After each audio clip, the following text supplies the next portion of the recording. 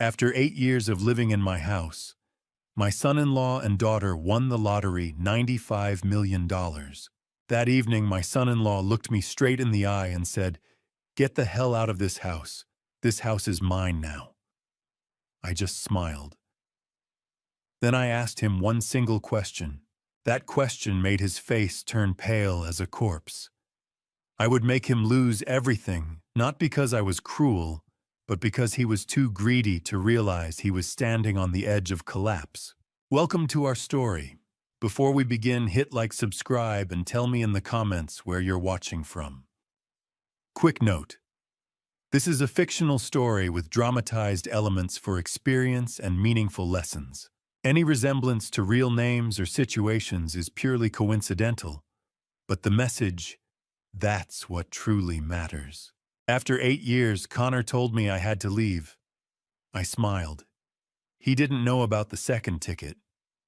Hello. My name is Theodore Marsh. I'm 72 years old, and I spent 38 years as a highway engineer for the Oregon Department of Transportation. I built bridges, not just the kind that cross rivers, though I did plenty of those, but the kind that connect people to their jobs, their families, their futures. Engineering teaches you to think about foundations, about what holds up under pressure and what doesn't, about planning for the long haul. I should have applied those same principles to my own life. I live well. I used to live comfortably in a house at 2847 Ponderosa Lane here in Bend, Oregon. If you're familiar with Central Oregon, you know Bend sits at the foot of the Cascade Mountains, surrounded by pine forests and high desert air so clean it makes your lungs ache in the best way. Ponderosa Lane runs along the southern edge of town, a quiet street where the yards are wide and the neighbors know your name. The kind of place where you can hear the wind move through the trees at night. My late wife Marianne and I built that house together in 1988. And I mean built with our own hands. I did the framing, and the foundation poured the concrete myself with help from a buddy who worked construction. Marianne picked every tile, every paint color, every cabinet hinge. She planted the flower beds and the row of young birch trees along the driveway. Over the years, those birches grew tall and straight, their white bark glowing in the moonlight. Marianne used to say they were the bones of the house, the part that held the beauty up. We were married for 41 years. She passed away in the spring of 2016. Pancreatic cancer. It happened fast, too fast. One day she was complaining about back pain, and 6 weeks later she was gone. I still remember the exact moment the doctor told us there was nothing more they could do. Marianne squeezed my hand and said, "Well, Theodore, I guess we'll just have to make the best of the time we have." That was her way. Steady, practical, kind. After she was gone, the house felt too big, too quiet. I kept her side of the bed, made her slippers by the nightstand. I'd walk past the kitchen and expect to smell coffee, but there was only silence. Friends told me it would get easier. It didn't. It just got different. That fall-autumn of 2016, my daughter Claire called. She was 30 at the time, married to a man named Connor Blake. They'd been together since college, married for about 2 years. Claire had always been my little girl, the one who'd sit on my lap while I sketched out bridge designs on graph paper, asking 1,000 questions. She was smart, curious, full of life. But somewhere along the way, after she married Connor, she changed. She called less, visited less. When she did come by, Connor always had some reason to cut the visit short. That November, Claire told me Connor had been laid off from his sales job. They were struggling to make rent in Portland. She sounded exhausted, scared. So I did what any father would do. I told them to come home, to move in with me until they got back on their feet. "Just for a few months, Dad," Claire said, "until Connor finds something new." I believed her. They moved in just before Thanksgiving. At first it felt good to have people in the house again.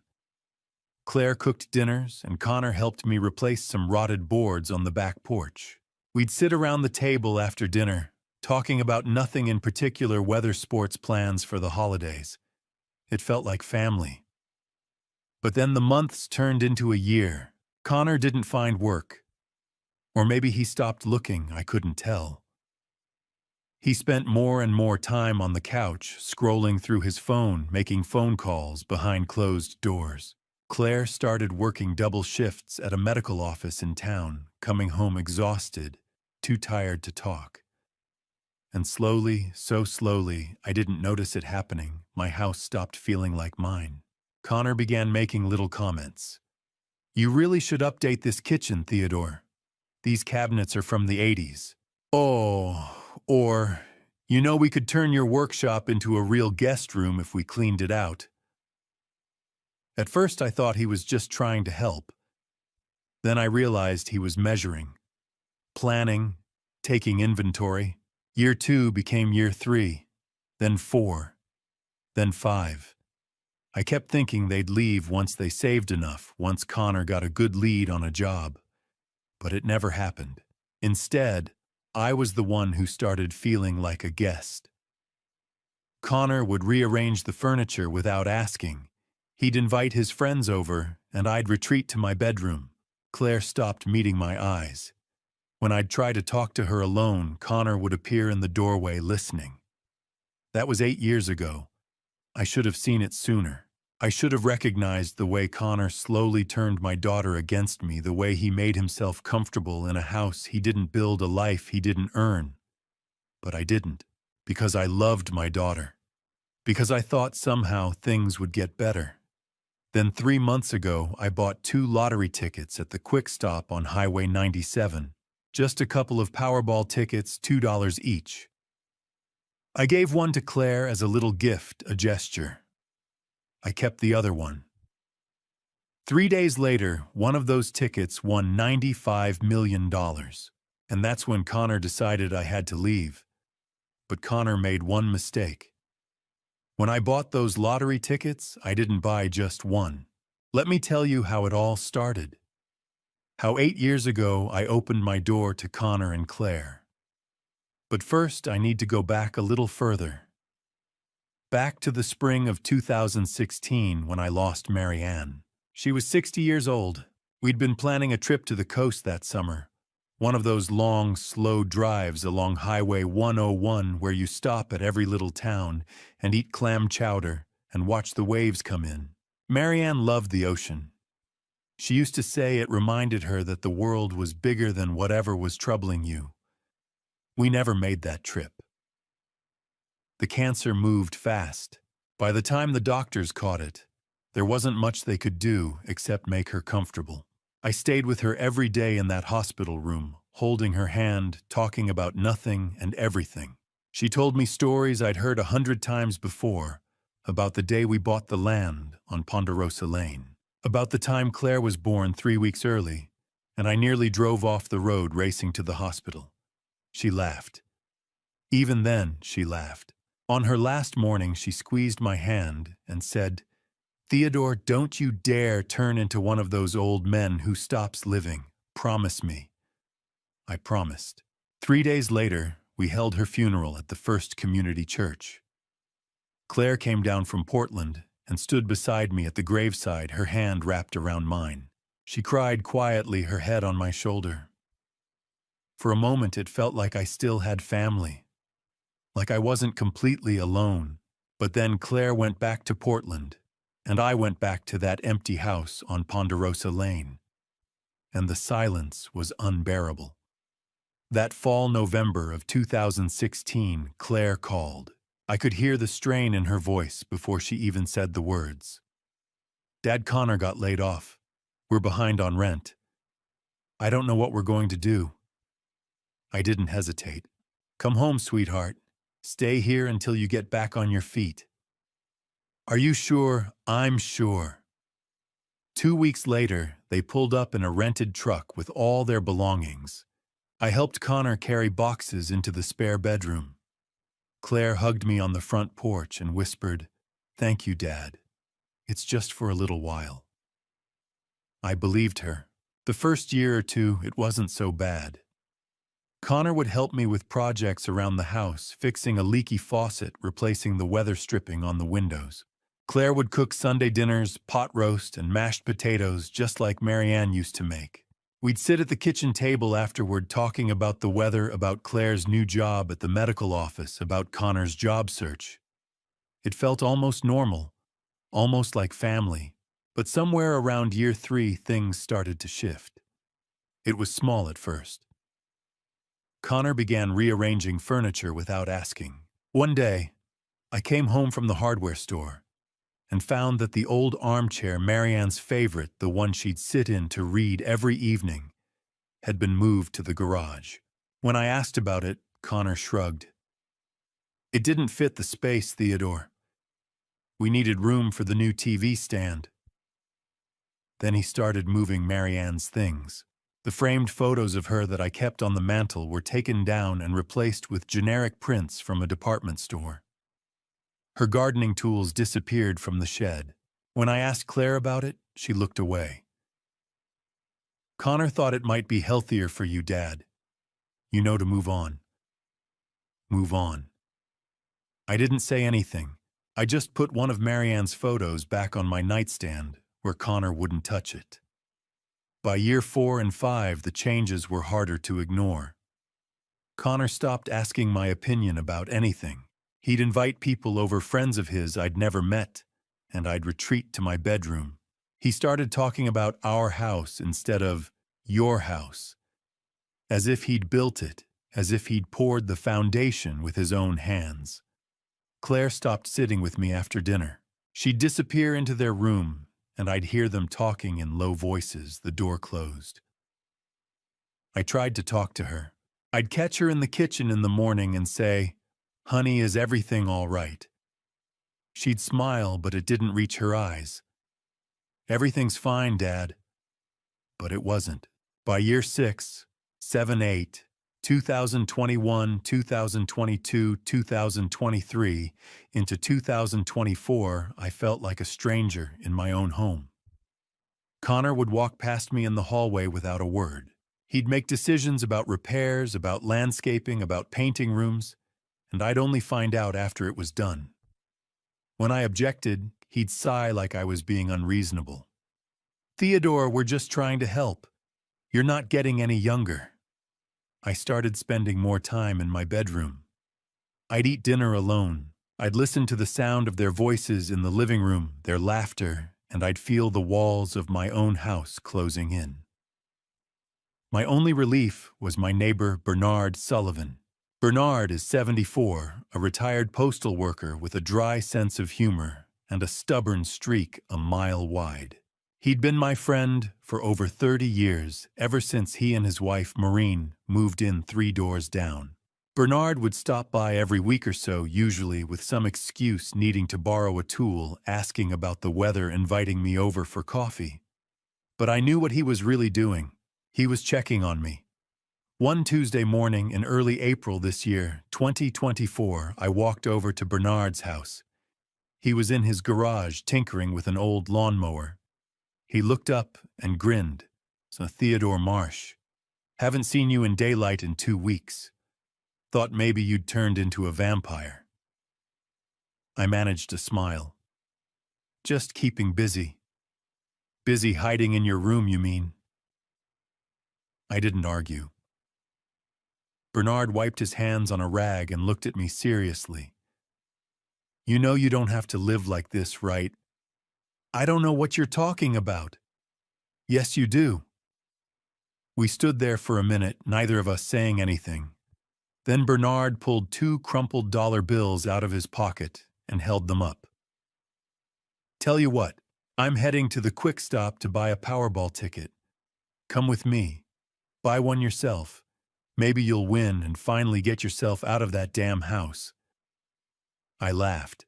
It was the first time I'd laughed in weeks.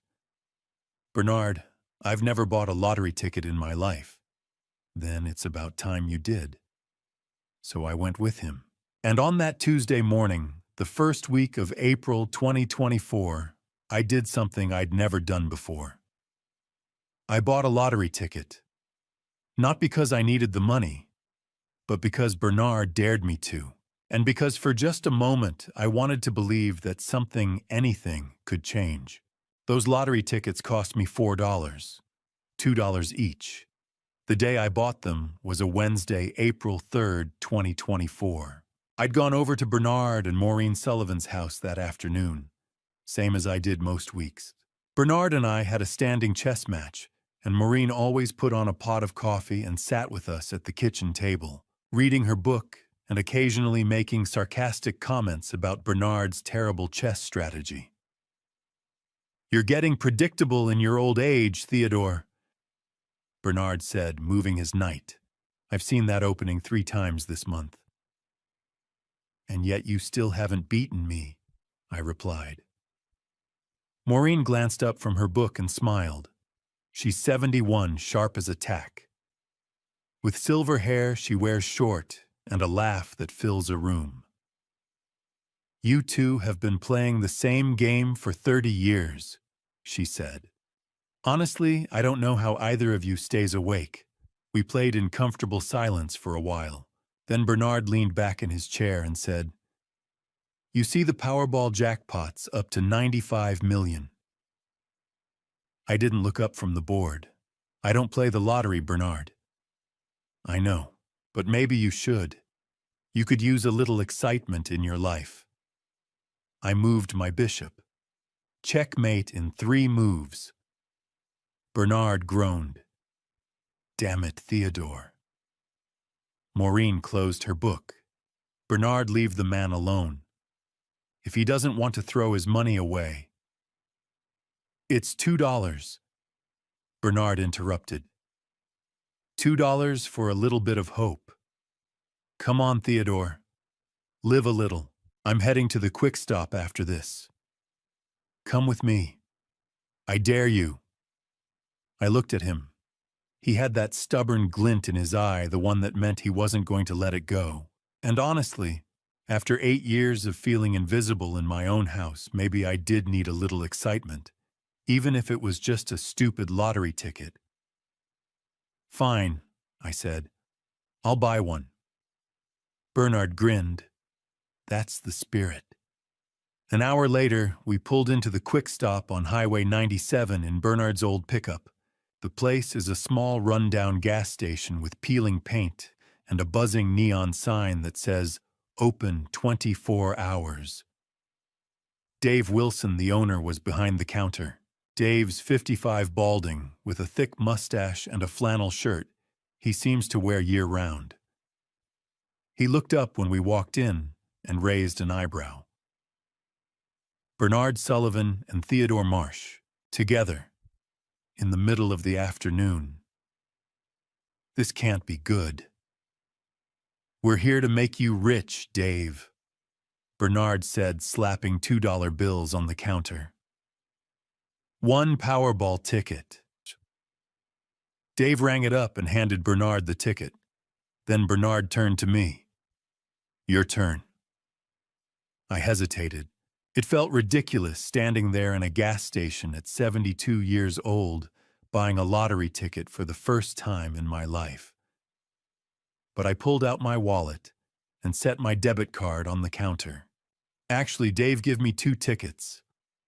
Dave blinked. 2, 2. He printed them out, ran my card, and handed me the tickets along with the receipt. I folded the receipt carefully and slipped it into my wallet. Then I looked at the 2 tickets in my hand. They were identical, just strings of numbers. Meaningless.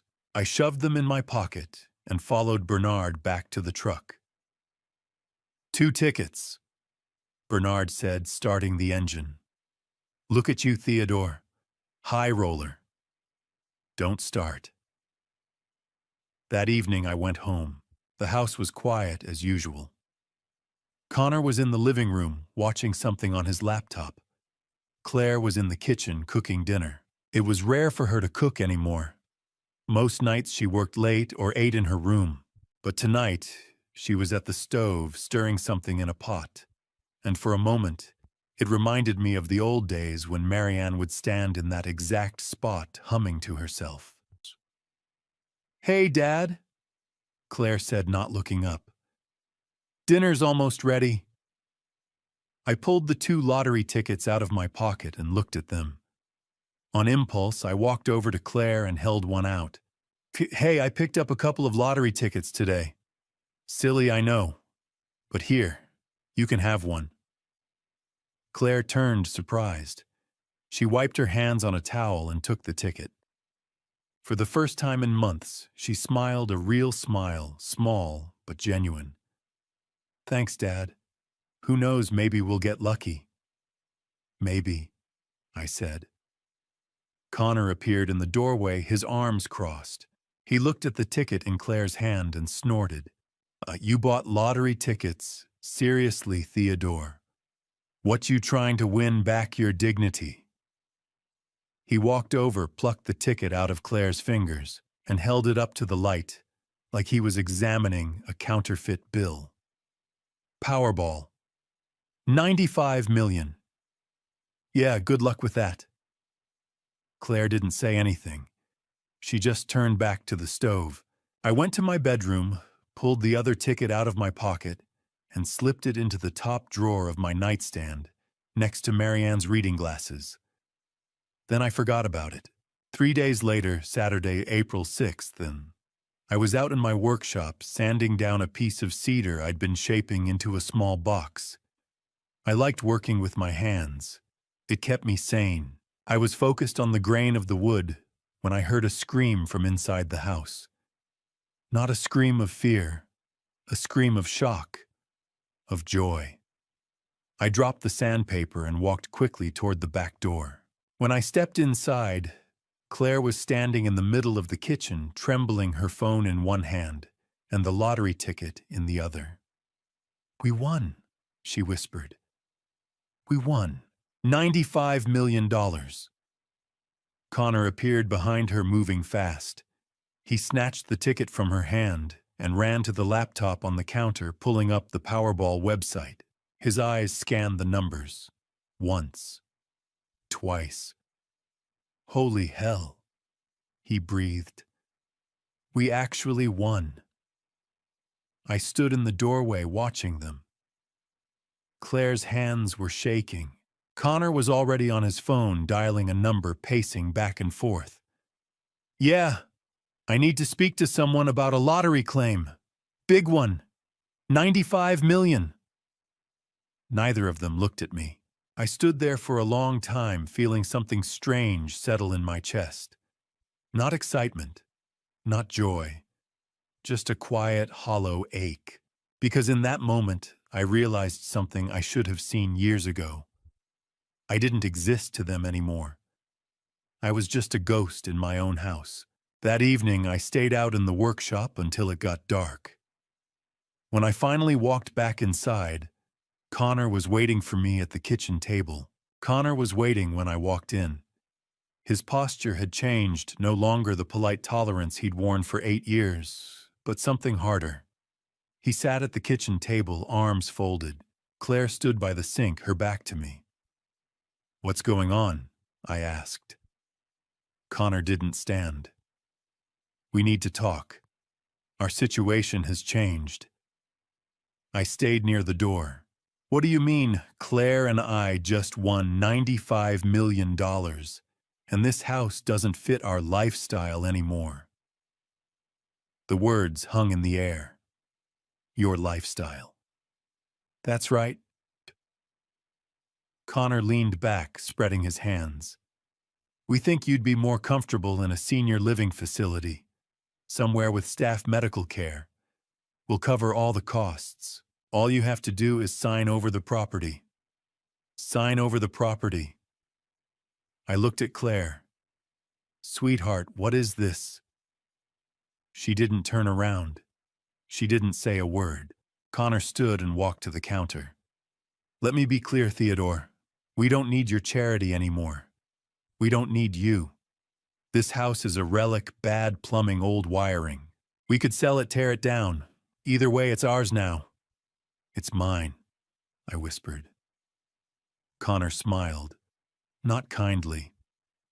Actually, you might want to rethink that, because if you make this difficult, we'll take legal steps. Competency hearings, guardianship proceedings. You're 72, Theodore. You live alone, barely take care of yourself. A good lawyer could make a strong case that you're no longer capable of managing your own affairs. My hands shook. That's a lie. Is it? At your age, how many good years do you really have left, 510? Do you want to spend them fighting us because we will fight, and we will win? I looked at Claire again. Please, look at me. She turned, and for 1 second I saw something, guilt, maybe pain. But then Connor put his hand on her shoulder, and she looked away. We're offering you a good deal, Connor said. A clean exit. We'll set you up, cover your expenses. All you have to do is cooperate. And if I don't, then we do this the hard way. I've already started documenting things. The way you forget to pay bills, the times you've seemed confused, your isolation, your depression. A judge will think, this man needs help, and we'll be right there to provide it. My chest tightened. I couldn't breathe. Connor adjusted his shirt. Think about it tonight. We'll talk tomorrow. Come on, Claire. He walked toward the hallway. Claire followed, head down, hands clasped. She didn't look at me. And then they were gone, and I stood alone in my own kitchen, the kitchen Marianne and I had built, and I felt like a ghost. I couldn't stay there. I walked out the back door to my workshop. The smell of sawdust and varnish, the tools on pegboards, the half-finished cedar box on my workbench. I turned on the light and stood there feeling the weight of Connor's words pressing down. We don't need you. You're no longer capable. How many good years do you really have left? I sat on the old stool and put my head in my hands. I felt small, powerless, afraid. I stayed out there until it got dark. Then I walked back inside, past the kitchen, where Connor and Claire's voices drifted from behind their closed bedroom door, and into my own room. I sat on the edge of the bed, not my side, but Marianne's. It was an old habit. Whenever I needed to think, to sort through something difficult, I'd sit on her side as if somehow she was still there. I stared at the framed photo on the dresser, Marianne and me on our wedding day. Young, full of hope. I felt so far from that man now. Connor was right. I was 72. Alone. No leverage. Then my eyes drifted to the nightstand drawer. I hesitated, then pulled it open. Inside was a small envelope where I kept important things, Marianne's reading glasses, old letters, spare cash. And beneath all that, folded in half, was a slip of paper. The lottery ticket. My hands shook as I pulled it out. The numbers were printed clearly. I grabbed my phone and searched for the Powerball results. The winning numbers appeared. I compared them to the ticket. They matched. Every single one. I sat there, heart pounding. Then I pulled my wallet from my jacket. The receipt was still inside, proof I'd purchased both tickets in one transaction. I had bought them. Both of them. Connor didn't know. He thought the only winning ticket was the one he'd taken from Claire. But he was wrong. I sat back down on Marianne's side of the bed, staring at the ticket. For the first time in 8 years, I felt something other than resignation. Anger. And beneath that, something stronger. Hope. I thought about Marianne, how she'd put her hand on my shoulder when I was overthinking a problem and say, Theodore, sometimes you just have to trust the foundation. If it's solid, it'll hold. This was my foundation, this house, this life, the work I'd done. I wasn't going to let Connor take it. I slept with the ticket under my pillow that night, and when morning came, Sunday, April 7th, I picked up the phone and called Bernard. "Bernard," I said when he answered. "I need your help. Theodore." His voice was rough with sleep. "What's wrong?" "I need your help," I said. My voice shook. "Connor, he's trying to take my house. He's threatening me with competency hearings. But Bernard, I found something. The other lottery ticket. I bought two. I still have one." There was a pause. Then Bernard said, "I'm coming over. Right now." "No, don't. Connor and Claire are here." "Then come to my house. 5 minutes." He hung up. I grabbed the ticket, the receipt, my wallet, and my keys. I slipped out the back door and walked the 3 houses down to Bernard's place. He was already standing on his front porch in his bathrobe waiting. "You look terrible," he said when I got close. "I feel terrible." He put his hand on my shoulder and guided me inside. Maureen was in the kitchen already making coffee. She turned when she saw me, and her face went soft with worry. "To Theodore, honey, what happened?" I sat at their kitchen table, the same table where Bernard and I had played chess just 4 days ago, and told them everything. The lottery win, Connor's threats, the assisted living facility, the competency hearings, the discovery of the second ticket. By the time I finished, Maureen's face was flushed with anger. "That snake," she said. "That absolute snake." And Claire just stood there. She didn't say a word. Bernard leaned back in his chair, arms crossed, his jaw tight. "You need a lawyer. A good one." "I don't know any lawyers." "I do," Maureen said. She pulled out her phone and scrolled through her contacts.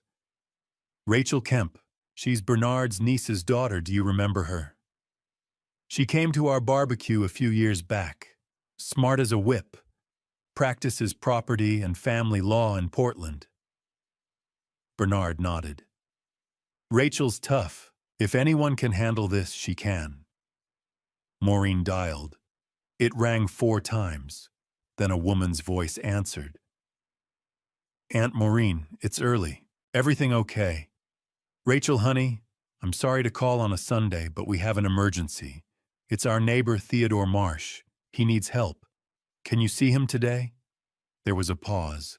Then Rachel said, "Tell me what's going on." Maureen handed me the phone. I explained everything again quickly, clearly, like I was presenting a bridge design to the state board. When I finished, Rachel was quiet for a moment. "Mr. Marsh, do you have the receipt proving you purchased both tickets in one transaction?" "Yes." "And the second ticket is still in your possession?" "Yes." "Then you have a case. Can you be in Portland by 11? I'll meet you at my office." "I'll be there." She gave me the address and hung up. I handed the phone back to Maureen. "She'll see you," Maureen said, squeezing my hand. "You're going to be okay." Bernard stood. "I'm coming with you." "No," I said. "Thank you, but I need to do this myself." Bernard studied me for a long moment, then nodded. "All right, but you call me the second you're done." "Understand, I will." I left their house and walked back to mine. Connor's car was still in the driveway, the windows dark. I got into my truck, started the engine, and headed west toward Portland. The drive took 3 hours. Highway 97 south to Bend, then west on Route 20 through the Cascade Mountains. The road wound through pine forests and high desert scrub, past snow-capped peaks and wide-open sky. I'd driven this route 100 times when I worked for the DOT. I knew every curve, every grade, every place where ice would form in winter. I thought about Marianne. About the day we'd driven this same road to pick out tile for the kitchen. She'd fallen asleep in the passenger seat, her head against the window, and I'd driven in silence, just watching her breathe. I thought about Claire, about the little girl who used to sit on my lap while I sketched bridge designs, about the way she'd laugh when I'd let her help me with measurements, holding the end of the tape measure, like it was the most important job in the world. I thought about Connor, about the way he'd looked at me last night cold and calculating like I was a problem to be solved. And I thought about what I'd spent my whole career doing, building things that held up under pressure. Bridges, roads, foundations. Everything I'd ever built had one thing in common, a solid base. If the foundation was strong, the structure would stand. This house was my foundation, this life, and I wasn't going to let it crumble.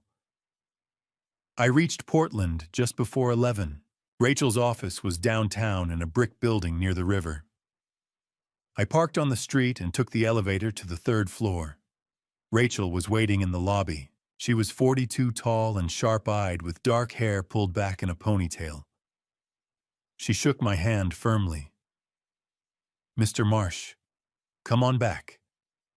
Her office was small, but professional law books on the shelves framed diplomas on the wall. She gestured to a chair and sat across from me, a legal pad in front of her. "Tell me everything," she said. So I did. I told her about the tickets, the receipt, Connor's threats, the competency hearings, the assisted living facility. I showed her the ticket and the receipt. She examined both carefully, took photos, made notes. When I finished, she leaned back and looked at me. "Here's the situation. Under Oregon law, the person who purchased the ticket owns the ticket, unless there's a signed agreement transferring ownership. You bought both tickets in one transaction. You have the receipt. You gave one ticket to your daughter as a gift. There was no contract, no sale, no transfer of ownership. The ticket your son-in-law is trying to claim legally belongs to you." Relief washed over me. So I have a case. You have a strong case, but we need to act fast. We're going to file a notice of dispute with the Oregon Lottery Commission today. Right now. Today. Today. If we wait, Connor could try to claim the prize and make this messier. We need to get ahead of it. She pulled out her laptop and started typing. For the next 2 hours, we worked together, drafting the notice, signing affidavits, gathering evidence. At 2:47 that afternoon, Rachel hit send on the electronic filing. "Done," she said. "The commission has been notified. Connor can't claim that prize now without a hearing." I stared at her. Just like that. Just like that. She closed her laptop and looked at me seriously. "Mr. Marsh, when they find out about this, they're going to be angry. Are you safe at home? I'll be careful. If anything happens, anything at all, you call the police, and you call me. Understand?" "I understand." I shook her hand and left. The drive home felt different. The mountains were the same, the road was the same, but I wasn't. I didn't feel defeated anymore. I felt armed. I reached Bend just after 7. The sun was setting, painting the sky orange and pink. I pulled onto Ponderosa Lane and saw the lights on in my house. Connor's car was in the driveway. I parked and walked to the front door. Before I could open it, Connor appeared in the hallway, his phone in his hand, his face red. "What the hell did you do?" he said. I'd seen Connor angry before. But this was different. This wasn't the cold, calculating anger of last night. This was the rage of a man who'd already started spending money that wasn't his. Connor's voice filled the house before I could even close the door. "Our lawyer got the notice. You want to explain this?" He was standing in the hallway, blocking my path, his phone still in his hand. His face was flushed, his jaw tight. I could see the vein in his temple pulsing. I set my keys on the table by the door and met his eyes. "I don't owe you an explanation." "You filed a dispute claim," Connor said, his voice rising. "You're trying to steal our money." "I'm not stealing anything," I said calmly. "I bought both tickets. I have the receipt."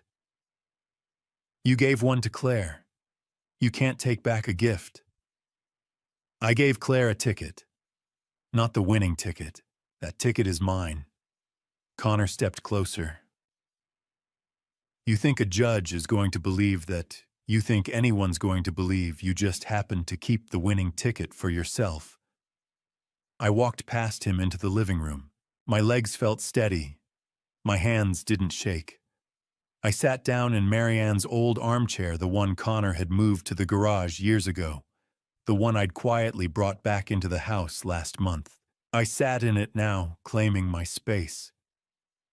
Connor followed me, standing over me, arms crossed. The power posture of a man used to getting his way. "Here's what's going to happen, Theodore," he said. "One, you're going to withdraw that claim today, because if you don't, we're going to make your life a living hell." I looked up at him. "Is that a threat?" "It's a fact. We have resources now, real money. We can drag this out for years. Lawyers, depositions, appeals. How old are you?" "Theodore, 72. At your age, do you really think you'll live long enough to see the end of this?" I didn't answer. Connor leaned down, his hands on the armrests of my chair, his face close to mine. "I've been documenting things, Theodore, concerning behaviors, memory lapses. The time you left the stove on, the bills you forgot to pay, the way you wander around talking to yourself." My chest tightened. "I've never left the stove on." Connor smiled. "Are you sure? Because I have notes that say otherwise. Dates, times, witnesses. That's a lie." "Is it? Or is it just the failing memory of an elderly man who can't take care of himself anymore?" Connor straightened, putting his hands in his pockets. "We can prove you're not competent, Theodore. We can prove you need a guardian. And when we do, every decision you make, including this lawsuit, goes away." I heard a sound at the doorway. Claire was standing there, her arms wrapped around herself, her face pale. "Connor," she said quietly, "stay out of this." Connor snapped, not even looking at her. Claire flinched, but she didn't leave. She just stood there, watching, her eyes moving between Connor and me. I stood up slowly. My knees ached, but I didn't let it show. I looked Connor in the eye. "This conversation is over," I said. Connor's smile widened. "You're going to lose everything, Theodore. The money, your daughter, your dignity, all of it." I walked toward the door. As I passed Claire, I paused. She looked at me, and for just a moment I saw the little girl she used to be, the one who'd held my hand at Marianne's funeral. Then I kept walking. "You can't win this," Connor called after me. I stopped at the threshold of the hallway and turned back. "My dignity is mine, Connor. You can't take that." I went to my bedroom and closed the door. For a long time, I sat on the edge of the bed, listening. I could hear Connor and Claire talking in low voices. Then the voices got louder. Claire was saying something I couldn't make out the words, and Connor cut her off, his tone sharp. Then I heard Claire crying. Connor's voice rose. "He did this. Not us. He's the one tearing this family apart." I closed my eyes. At 9 o'clock, my phone buzzed. A text from Rachel. "Are you okay?" I typed back. Yes. He threatened me. Competency hearings. Guardianship. Her reply came immediately. Document everything. Write it down. Dates, times, exact words. I pulled out an old notebook from my desk drawer, one I'd used years ago for project notes, and started writing. Sunday, April 7th, 2024. 7:15 p.m. Connor confronted me in the living room, said he's been documenting concerning behaviors, claimed I left the stove on false, claimed I forgot to pay bills false, threatened to prove I'm not competent, threatened guardianship proceedings, said they could drag the lawsuit out for years. Claire was present, but said nothing. I wrote for 20 minutes recording everything I could remember, Connor's exact words, his body language, the lies he'd told, the threats he'd made. When I finished, I stared at the page, and slowly a realization settled over me. Connor hadn't just started documenting things after the lottery win. He'd been planning this for a long time. Maybe months, maybe years. The notes he'd mentioned, the witnesses, those weren't real. But the fact that he'd thought to threaten me with them meant he'd been preparing. He'd been waiting for an opportunity to take control. The lottery win had just accelerated his timeline. I set the notebook on the nightstand and lay down. But I didn't sleep well. Every sound in the house made me tense. Every creak of the floorboards felt like a threat. When morning came, Monday, April 8th, I got up at dawn and made coffee. I sat at the kitchen table, the notebook in front of me, and waited. At 9 o'clock, my phone rang. The voice on the other end would change everything. The woman introduced herself as Janet Pierce from Columbia Bank. Mr. Marsh, I'm the assistant branch manager. I'm calling about a power of attorney filing we received yesterday afternoon bearing your name with Connor Blake, listed as your designated representative. I stood in the kitchen, the phone pressed to my ear, the floor tilting beneath me. I never filed a power of attorney. There was a pause. That's what we suspected. The signature didn't match the one we have on file for you. We rejected the application and flagged the account. Mr. Marsh, someone attempted to forge your signature. My hand tightened on the phone. Who submitted it? The name on the submission was Connor Blake. If this document had been accepted, it would have given him full legal authority over all your accounts, checking, savings, everything. He could have transferred funds, closed accounts, taken out loans in your name. I sank into a chair. My chest felt tight. I couldn't breathe. Connor hadn't just threatened me. He'd tried to steal everything, every dollar I had, my pension, the money Marianne and I had saved for 40 years. If the bank hadn't caught the forged signature, if they'd processed the paperwork, Connor would have cleaned me out before I even knew what happened. Mr. Marsh. Are you still there? Yes, I managed. I'm here. I'm emailing you a copy of the document right now, Janet said. You'll want to show it to your attorney and Mr. Marsh. You should file a police report. This is criminal fraud. I will. Thank you. I hung up and sat at the table staring at my phone. My hands were shaking. Connor had done this yesterday, Monday, the day after I filed the dispute claim. Less than 24 hours after our confrontation in the living room, he'd gone to the bank and tried to forge a power of attorney. Was this retaliation? Or had he been planning this all along? The fear that had been sitting in my chest for days began to shift. Slowly, it hardened into something else. Anger. At 9:15, I called Rachel. He tried to forge a power of attorney, I said, my voice shaking. The bank caught it. They rejected it. But he tried. Rachel was silent for a moment. Then she said, "That's criminal fraud. Forgery. This changes everything, Mr. Marsh." "What do I do?" "Call the bank back. Get that document. Email it to me immediately. Then go to the Bend Police Department and file a report. Today. Do not wait." "Okay." "This is good, Mr. Marsh. I know it doesn't feel good. But this is evidence. Hard evidence that Connor is willing to commit crimes to get what he wants. We can use this." I called the bank back. Janet confirmed she'd sent the email. At 10:30 it arrived. I opened it on my laptop, my heart pounding. The document was a standard power of attorney form. My name was typed at the top.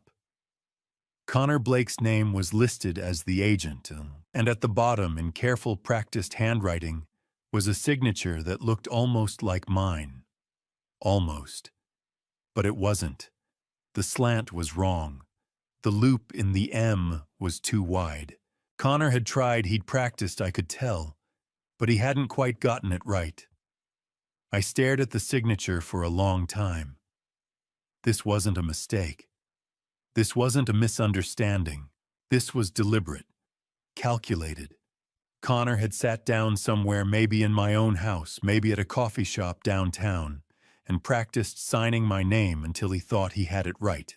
Then he'd taken this form to the bank and lied. I forwarded the email to Rachel. Her reply came within minutes. "This is gold. See you at the mediation." That afternoon, I drove to the Bend Police Department. The building was small brick with a flagpole out front. I walked inside and told the officer at the desk I needed to file a report for attempted fraud. They assigned me to a detective named Morrison. He was in his 50s, gray-haired with a calm, patient manner. He listened while I explained everything, the lottery tickets, the dispute, the confrontation, and now the forged power of attorney. I showed him the email from the bank. Morrison took notes, asked questions, examined the document. When I finished, he leaned back in his chair and looked at me seriously. "Mr. Marsh, this is a felony. Forgery, attempted fraud. If we can prove Mr. Blake submitted this document knowing it was false, he could face criminal charges." "I want that on record," I said. Morrison nodded. "We'll open a case. I'll contact the bank, get their statement, pull the security footage if they have it. This is going to take time, but we'll follow up." He handed me a receipt with a case number printed at the top. Number 2024-BR-04751. "Keep this," he said. "And Mr. Marsh, be careful. If this man is willing to forge legal documents, there's no telling what else he might do." I folded the receipt and put it in my wallet right next to the lottery receipt. "Thank you," I said. I drove home slowly, the case number heavy in my pocket. When I pulled onto Ponderosa Lane, the house looked the same as it always did. The birch trees Marianne had planted swayed in the breeze. The porch light was on. Connor's car was in the driveway. But something had shifted. I wasn't just defending myself anymore. I was armed. I had filed the report. What I didn't tell the officer was this: Connor Blake should be careful with me now. Because I had proof he was willing to commit a crime. Connor came home that evening with flowers. Cheap supermarket flowers wrapped in cellophane. It was 6:30. I was sitting at the kitchen table drinking coffee when I heard his car pull into the driveway. The front door opened. Connor appeared in the kitchen doorway holding the bouquet like a peace offering. "Theo," he said. His voice was soft, conciliatory. "I think we got off on the wrong foot." I didn't say anything. I just looked at him. Connor set the flowers on the counter and pulled out a chair. "May I?" I nodded. He sat down across from me, his hands folded on the table. I want to apologize. I was overwhelmed. The lottery win, the pressure, the legal stuff, it all got to me. I didn't mean the things I said. I sipped my coffee. Which things? About the house. About competency hearings. I was angry. I wasn't thinking straight. He leaned forward, his expression earnest. Theo, your family. Claire and I, we don't want to fight with you. We want to make this work. I set my cup down slowly. Make what work? All of it. Connor spread his hands. Look, I know we've had our differences, but we can fix this. You stay here. This is still your house. We'll set up an account, $5,000 a month just for you. All you have to do is withdraw the dispute claim. I didn't react. I just watched him. In exchange for what? I asked. In exchange for acknowledging that the lottery ticket was a gift, Connor said smoothly. You gave it to Claire. We won. And in return, we take care of you. $5,000 a month, Theo. That's $60,000 a year. Tax-free. It's more than your pension. You could travel. Fix up the house. Do whatever you want. He smiled. It looked almost genuine. When we could be a family again, Connor continued. Sunday dinners, game nights, just like Marianne used to do. My jaw tightened. Don't, I said quietly. Don't what? Don't talk about my wife. Connor blinked as if surprised. I'm just saying, you threatened me. I said, my voice steady. You tried to forge a power of attorney to steal my money, and now you think a few flowers and a monthly payoff will fix that. Connor's smile faltered. Just for a second, I saw something flicker in his eyes, something cold and calculating. Then he leaned back in his chair and crossed his arms. You really want to fight us, he said. His voice had changed. The warmth was gone. I'm not fighting anyone, I said. I'm defending what's mine. What's yours? Connor let out a short, bitter laugh. You're 72 years old, Theo. You live in the past. You cling to this house because it reminds you of a woman who's gone. Marianne is gone. She's been gone for 8 years, and you're still sitting here pretending she's coming back. I stood up. My chair scraped against the floor. Get out, I said. Connor stood too. He was taller than me, and he knew it. He looked down at me with something close to contempt. You could have had an easy life, he said. $5,000 a month. No worries, no stress. But you'd rather die poor and alone, clinging to your pride. I'd rather die with my dignity intact. Connor stared at me for a long moment. Then he shook his head. You're going to lose everything, he said. The money, your daughter, this house, all of it. And when you do, don't say I didn't try to help you. He walked to the door, then paused and looked back. You know what your problem is, Theo. You think being stubborn makes you strong, but it doesn't. It just makes you pathetic. He left. The door slammed behind him. I stood in the kitchen listening to his footsteps fade down the hallway. Then I picked up the flowers, the cheap, cellophane-wrapped supermarket flowers, and dropped them in the trash. I sat back down at the table. My hands were shaking, not from fear, from anger. Connor had tried threats. That hadn't worked. So he'd tried manipulation, bribery, emotional blackmail. And when that didn't work, he'd shown his true face again. The cold, cruel man who thought money could buy anything, who thought I was weak enough to be bought. But he was wrong. I thought about what he'd said, about Marianne, about me clinging to the past. Maybe he was right. Maybe I was clinging. Maybe this house, these memories, this life, maybe it was all just a way to hold on to something that was gone, but it was mine, my past, my memories, my home, and I'd be damned if I let Connor Blake take it from me. I went to bed that night and lay in the dark, staring at the ceiling. I knew Connor would try something else. Men like him always did.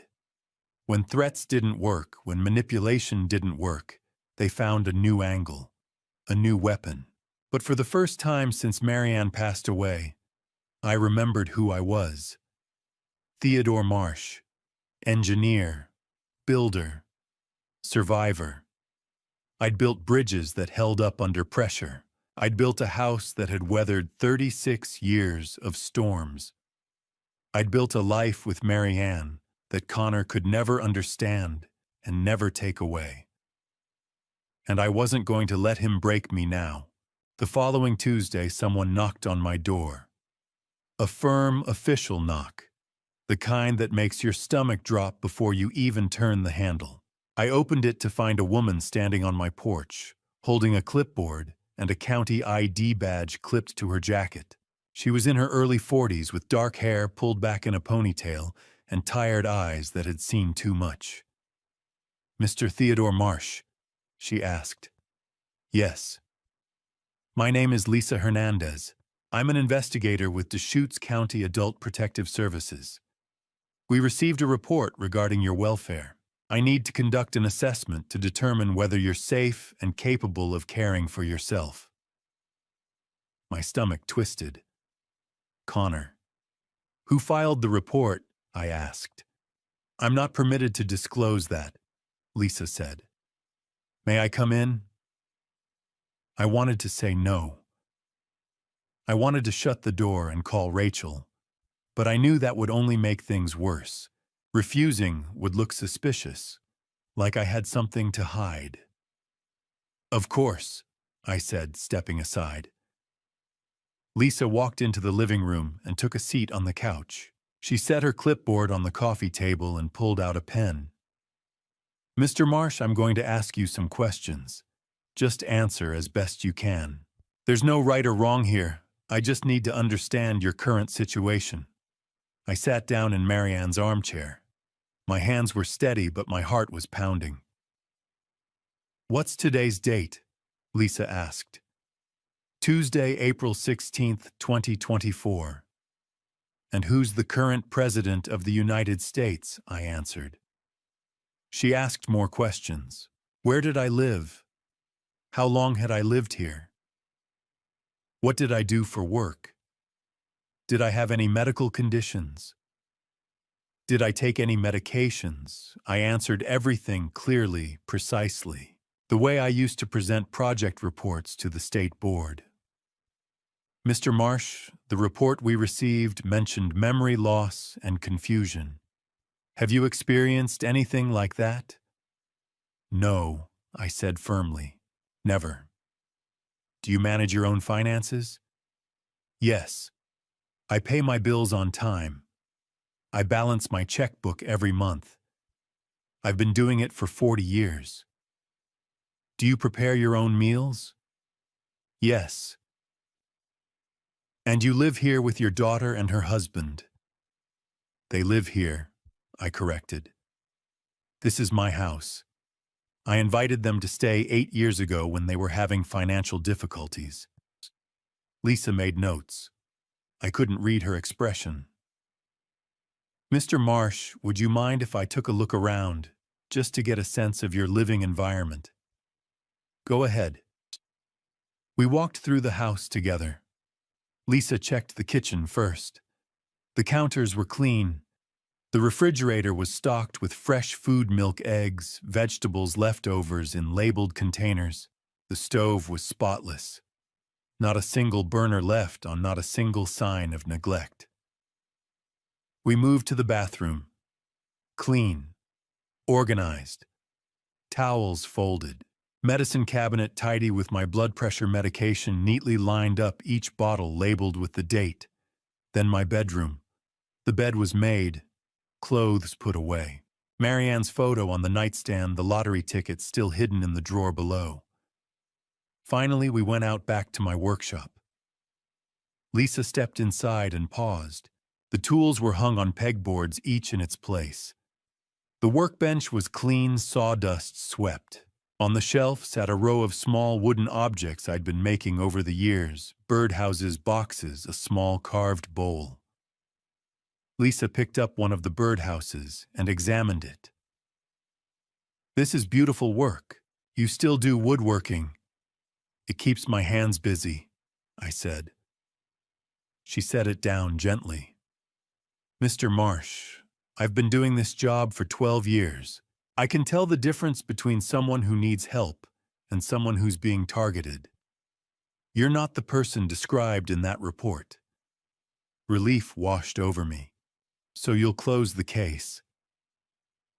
"I still need to interview your neighbors and your family members," Lisa said. "But based on what I've seen today, there's no indication that you're unable to care for yourself. Your home is clean, your mind is sharp, your physical health seems good." She paused at the door and handed me her business card. "If you ever do need help, real help, call me." "Thank you." Lisa left. I closed the door and leaned against it, my hands finally starting to shake.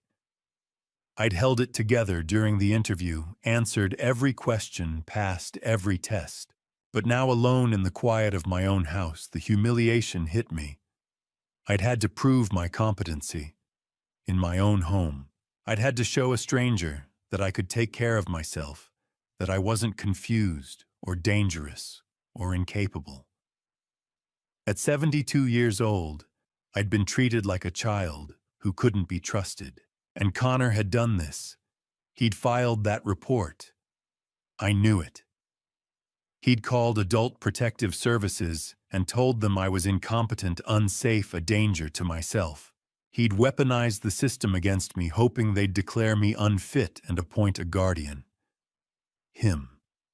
I walked to the kitchen and poured myself a glass of water. My hands were still shaking. Lisa had said she'd interview Connor next, and I knew exactly what he would say. He'd be calm, concerned, earnest. He'd tell her about my memory lapses, my confusion, the time I supposedly left the stove on. He'd paint a picture of a fragile old man who couldn't take care of himself anymore, and he'd sound so believable. For the first time since this whole nightmare began, I felt a different kind of fear. Not the fear of losing money or losing the house, but the fear of losing my independence, my autonomy, the right to live my own life in my own home on my own terms. That was what Connor was really trying to take. Not just my money, my freedom. Lisa interviewed Bernard and Maureen the next morning. Bernard called me as soon as she left. "That son of a bitch tried to get you declared incompetent." His voice was loud, furious. "Lisa just left. She asked us 100 questions about you, your memory, your habits, whether we'd ever seen you confused or unsafe." "What did you tell her?" "I told her you're sharper than half the engineers still working out there." Maureen told her Connor Blake should be ashamed of himself. "We told her the truth, Theo, that you're fine, that this whole thing is garbage." I closed my eyes. "Thank you." She asked if we'd be willing to testify if it came to that. I said absolutely. Bernard paused. "You're not alone in this, Theo. You hear me? I hear you." That afternoon, there was another knock on my door. This time it was Pastor Joyce Morgan. Joyce was 67, recently retired from First Community Church, with silver hair and a calm, steady presence that had comforted our congregation for 30 years. She was also a close friend of Bernard and Maureen. "Theodore," she said, giving me a hug. "Maureen called me. I wanted you to know you have support from the church, from the community. She came inside and sat at the kitchen table. From her bag, she pulled out a thick folder. I've known you for 16 years, Joyce said. Ever since Marianne and I served together on the missions committee. You were a devoted husband, a loving father, a good neighbor. And when Marianne passed, you carried that grief with dignity. She opened the folder and spread out 10 handwritten letters on the table. These are from members of First Community, people who know you, people who are willing to testify on your behalf if needed. I stared at the letters. My throat tightened. I picked one up. It was from a couple I barely knew, Tom and Susan Reed, who lived 2 streets over. They wrote that they'd seen me at the hardware store every Saturday for years. Always polite, always coherent, always helpful when someone needed advice on a project. They offered to help in any way they could. Tears welled up in my eyes. Why would they do this? Joyce reached across the table and squeezed my hand. Because Marianne was loved. And so are you. The next morning, Thursday, April 18th, Lisa called. Mr. Marsh, I'm closing your case. My conclusion is that the report was unsubstantiated. There's no evidence of cognitive decline or self-neglect. You're fully competent to manage your own affairs. Relief flooded through me. Thank you. I interviewed your son-in-law yesterday, Lisa continued. He made several allegations about your memory and confusion. Not one of them was corroborated. In fact, everyone I spoke to said the opposite. What happens now? I'm noting in my report that this appears to be a malicious filing related to a financial dispute. If Mr. Blake files another report without legitimate cause, there will be legal consequences. I sat down, the phone pressed to my ear. I felt relief and anger. Connor had tried to take my freedom, my autonomy, and he'd failed. Thank you, Lisa. Take care of yourself, Mr. Marsh. That evening, Bernard and Maureen invited me over for dinner, but when I arrived, I found it wasn't just the 3 of us. Pastor Joyce was there. So were Jim and Carol Patterson, neighbors from down the street I'd known for years. We thought you could use some company, Maureen said, ushering me inside. The table was set with Maureen's best dishes. She'd made pot roast, mashed potatoes, green beans, and homemade rolls, the kind of meal Marianne used to make on Sundays. We sat around the table, and for the first time in months, I felt something I hadn't felt since Marianne passed away. I felt seen. Bernard raised his glass. To Theodore Marsh, a man who won't let some punk kid steal his house. Everyone laughed. We clinked glasses. We ate. We talked about everything and nothing, the weather, the Blazers, Joyce's new grandchild, Jim's retirement plans. No one brought up the lottery or Connor or the investigation. They just let me be a person, a friend, a neighbor. At one point, I looked around the table and felt my chest tighten with emotion. When Marianne passed away, I said quietly, I was lonely. When Claire and Connor moved in, I thought that would change. But I was still lonely, because they didn't see me. They looked through me. I paused, swallowing hard. But you see me. You really see me. Maureen wiped her eyes. Bernard cleared his throat and said gruffly, all right. Eat your pot roast. I stayed until late, helping Maureen wash dishes while Bernard and Jim argued about baseball. When I finally walked home, the stars were out bright and sharp in the high desert sky. That night, I slept better than I had in months. The next morning, Friday, April 19th, I woke to an email from Rachel. Mediation has been scheduled. Thursday, May 2nd, 10 a.m., Oregon Lottery Commission Headquarters, Salem. Be ready. This is it. I read the email 3 times. Then I stood up, poured myself coffee, and looked out the window at the birch trees Marianne had planted 36 years ago. This was it. The moment everything would be decided. I wasn't afraid. The week before mediation felt like the week before a trial. Rachel called me every day. Monday, April 22nd, she explained the mediation process. It's not a courtroom, but it's formal. There will be a mediator, neutral professional. Connor's lawyer will present his case first. Then I'll present ours. They'll ask you questions. Answer honestly, clearly, and briefly. Don't ramble. Don't get emotional. Mr. Morton, that's Connor's lawyer. He's going to try to make you look bad. Old, bitter, greedy. Don't let him rattle you. I'll try. You'll do fine, Mr. Marsh. Just tell the truth. Tuesday we practiced. Rachel ran me through mock questions over the phone. Why did you give the ticket to Claire? Because she's my daughter. It was a small gift. I didn't think about winning. It was just worth $2. Did you tell her it was a gift? I said, here, you can have this. Did you expect her to give it back if it won? I paused. No, I didn't think about it at all. It was spontaneous. Good. That's the truth. Stick to that. Wednesday, we reviewed documents.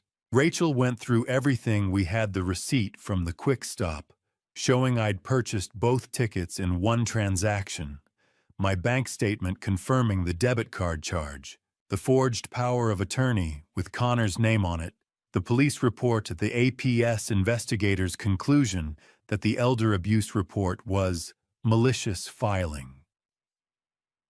Stanley Morton knows about all of this, Rachel said. The forgery, the APS claim. I'd bet money he's not comfortable representing Connor anymore. But he's stuck. He filed the claim. He has to see it through. That night I couldn't sleep. I sat on the edge of my bed staring at the dark ceiling, my mind spinning. Claire was my daughter. If I won this mediation, she would lose $95 million. She'd walk away with nothing, and she would hate me for it. Maybe forever. Was it worth it? I got up and walked through the house in the dark.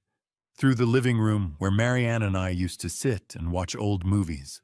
Through the kitchen where she'd hum while she cooked. Through the hallway past the framed photo of the 3 of us. Me, Marianne, and Claire taken when Claire was 10, all of us smiling at the beach. These walls, I'd built them. These floors, I'd laid them. This house. It was Marianne and me, our hands, our sweat, our dreams. Connor had told me I had to leave. I went back to the bedroom and sat on Marianne's side of the bed, the way I always did when I needed to think. This house is you, Marie, I whispered into the dark. It's you and me. And Connor said I had to leave. My own house. The one we built. I closed my eyes. I'm not doing this for the money. I'm doing it for the principle, for the right to live in my own home, for my dignity.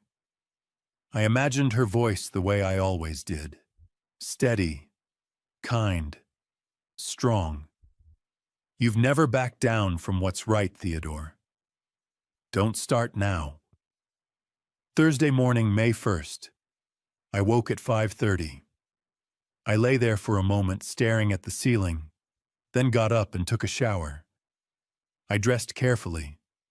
A white button-down shirt, dark slacks, the same jacket I'd worn to Marianne's funeral.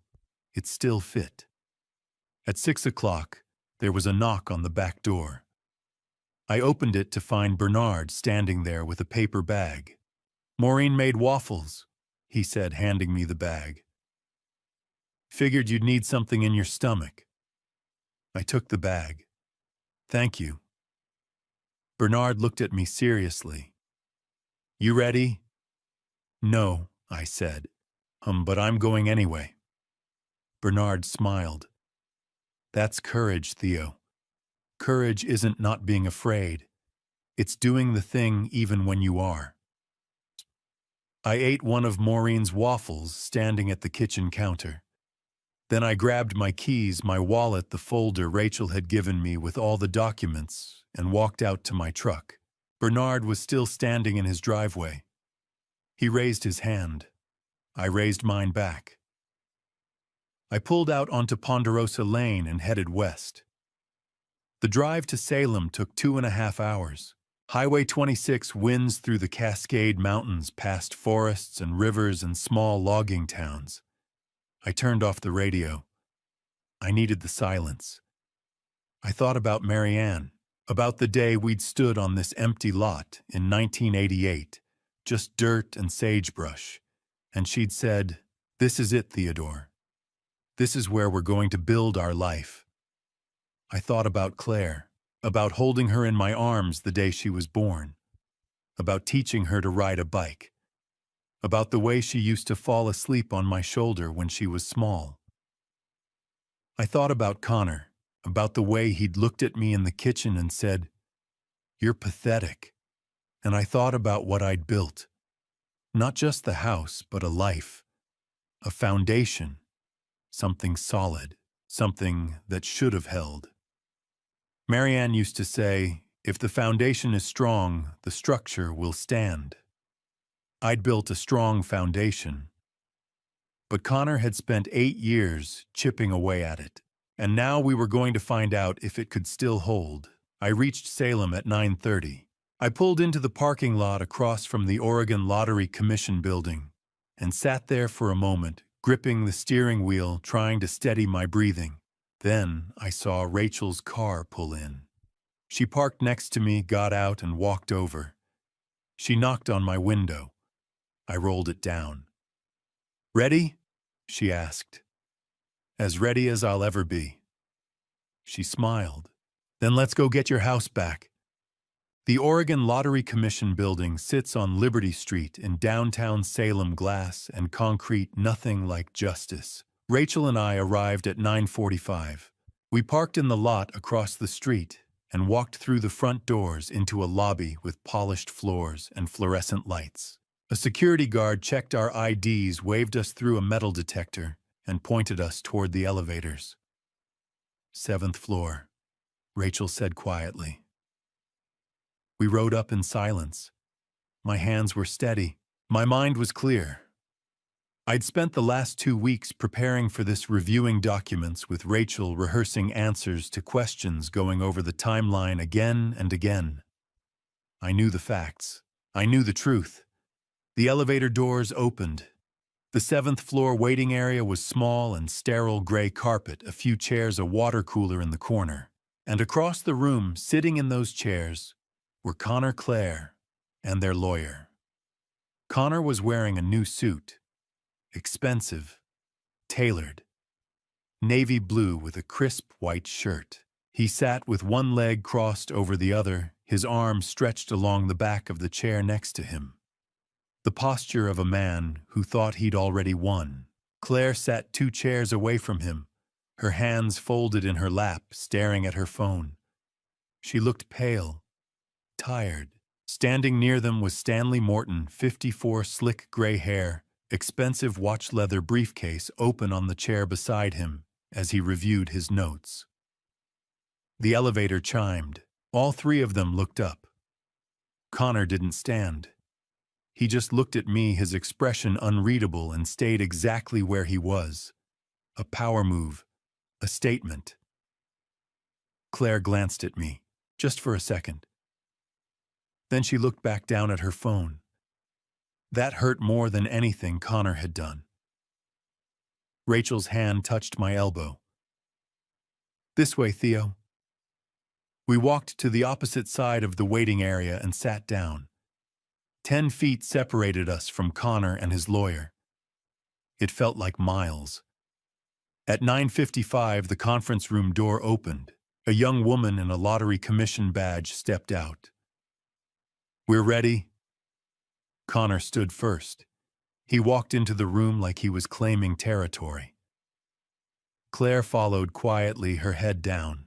Stanley Morton nodded professionally at Rachel, gathered his briefcase, and walked in. Rachel and I entered last. The conference room was long and narrow, with a table down the center and chairs on either side. Windows overlooked the street below. A whiteboard hung on one wall. Bottles of water and a box of tissues sat in the middle of the table. At the head of the table sat a man in his 60s with gray hair, bifocals, and a calm, measured expression. He stood when we entered. "Good morning," he said. "I'm Howard Phillips, the mediator assigned to this case. Please have a seat." Connor, Claire, and Stanley took seats on the right side of the table. Rachel and I took seats on the left. We faced each other directly with Howard at the head between us. I was acutely aware of every movement. Claire sat 2 chairs down from Connor, still not looking at me. Connor leaned back in his chair, fingers steepled, watching. Howard adjusted his glasses and opened a folder. "Let me explain the process. This is an informal mediation to resolve a dispute over ownership of Oregon Lottery, ticket number 471-8823-C, purchased on April 3, 2024. My role is to facilitate discussion and help the parties reach a resolution. I don't have the authority to force an outcome, but my findings will be reported to the Commission, and they carry significant weight. Everything said here is confidential unless both parties agree otherwise." He looked at each of us in turn. "Does everyone understand?" We all nodded. "Good." Howard set down his pen and folded his hands. "Let's begin. Mr. Morton, your client filed the claim first. You may present your opening statement." Stanley Morton stood. He buttoned his jacket, cleared his throat, and looked directly at Howard. "Thank you, Mr. Phillips. I represent Mr. Connor Blake and Miss Claire Marsh in this matter." He gestured toward Connor and Claire. Claire didn't look up. "The facts here are straightforward," Stanley continued. "On April 3rd, Mr. Theodore Marsh purchased 2 Powerball lottery tickets at a convenience store in Bend, Oregon. He brought one of those tickets home and gave it to his daughter Claire as a gift. Not a loan, not a conditional transfer. A gift. There were no strings attached, no expectations of return. Under Oregon law, that is the legal definition of a gift." Stanley paused, letting the words settle. 3 weeks later, that ticket won $95 million. Ms. Marsh checked the numbers, confirmed the win, and informed her family. At no point during those 3 weeks did Mr. Marsh express any interest in the ticket he had given away. Not until he learned its value. Stanley's voice was smooth, confident.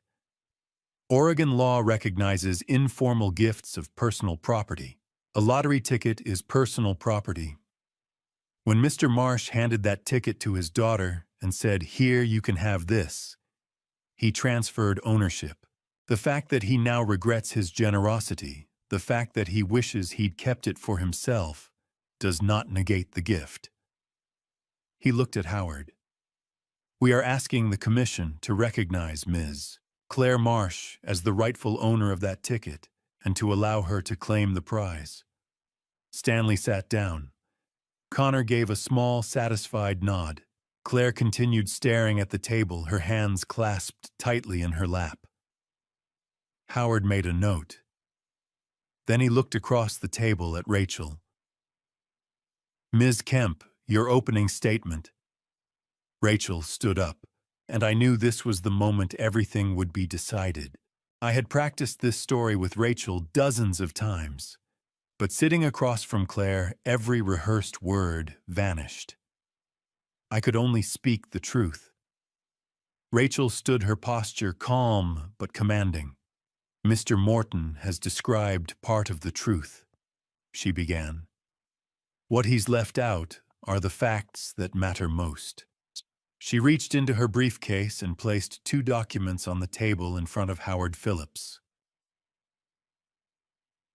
"This," Rachel said, tapping the first page, "is the receipt from Quick Stop Highway 97, Bend, Oregon.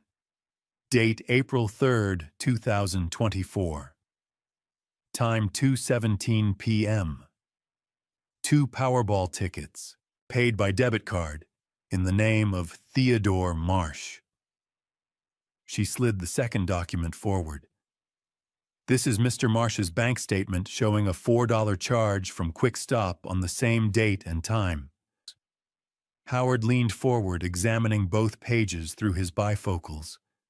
Rachel continued, her voice steady. "Mr. Marsh bought both tickets. He paid for both tickets. Under Oregon law, he is the legal owner of both tickets." Stanley Morton shifted in his seat. Connor's jaw tightened. "Mr. Marsh gave one ticket to his daughter informally?" Rachel went on. "A $2 paper slip. At the time, it had no more value than a greeting card. But a lottery ticket worth $95 million is not a casual gift.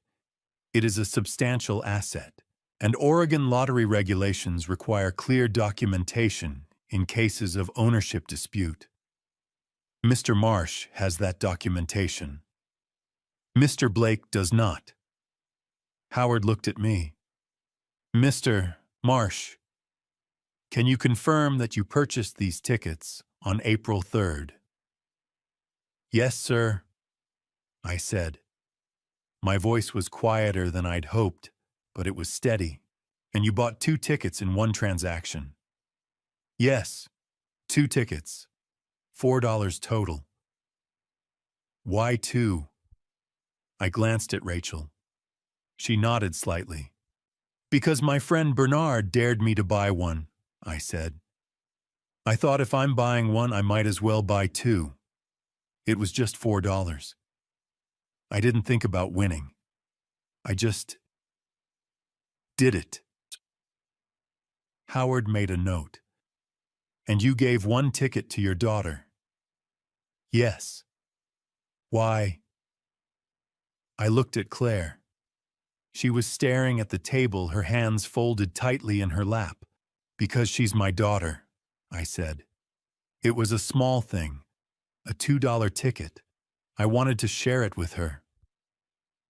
Howard's expression softened slightly. "Mr. Marsh, why did you file a dispute with the Lottery Commission?" I took a breath. "Because 3 days after my daughter's ticket won, her husband told me I had to leave. He said the house I built 36 years ago with my own hands with my late wife wasn't my home anymore. He said the $95 million wasn't mine, and he tried to take everything." Stanley leaned forward. "Mr. Marsh, you're 72 years old. How clearly do you remember the events of April 3rd? Rachel's hand touched my arm gently, a signal to stay calm. "I remember it perfectly," I said. "I drove to Quick Stop with Bernard Sullivan. The owner, Dave Wilson, sold me the tickets. I paid with my debit card. I have the receipt. I remember everything." Stanley sat back, his expression sour. Rachel reached into her briefcase again. This time she pulled out a thicker envelope. "There's one more thing," she said, her tone sharpening. "On April 8th, Mr. Blake submitted a power of attorney to Columbia Bank, claiming authority over Mr. Marsh's accounts." She placed a letter on the table. "This is correspondence from the bank dated April 24th. The bank rejected the document because the signature did not match Mr. Marsh's on file." They flagged it as possible fraud. Howard's eyebrows rose. He reached for the letter. Rachel wasn't finished. She placed a second document beside it. This is a police report filed by Mr. Marsh with the Bend Police Department on April 9th. Case number 2024-BR-04751. The report documents an attempt to commit financial fraud through forgery. The room went silent. Howard looked at Connor. "Mr. Blake, do you have a response to this?" Connor's face had gone pale. That was a misunderstanding. A misunderstanding, Rachel cut in her voice hard. You forged a legal document in my client's name to seize control of his bank accounts. That's not a misunderstanding. That's fraud. And it suggests a pattern of behavior using manipulation, coercion, and now forgery to steal my client's assets. Howard removed his glasses and rubbed the bridge of his nose. Mr. Morton, were you aware of this? Stanley Morton looked genuinely rattled. No, I was not. Howard replaced his glasses and fixed Connor with a long stare. Mr. Blake, forging a power of attorney is a felony in Oregon. If this matter proceeds beyond today, you may face criminal charges. Connor opened his mouth, but Stanley grabbed his arm. We need a moment, Stanley said quickly, and he practically dragged Connor out of the room. The door clicked shut behind them. I sat there, my hands folded on the table, my heart pounding. Across from me, Claire finally lifted her head. Her eyes were red. She wasn't looking at me. She was looking at the letter from the bank, at the police report, at the evidence of what her husband had done. And for the first time in 8 years, I saw my daughter cry. Still watching Theodore's battle comment, family, so I know you're here for the full story.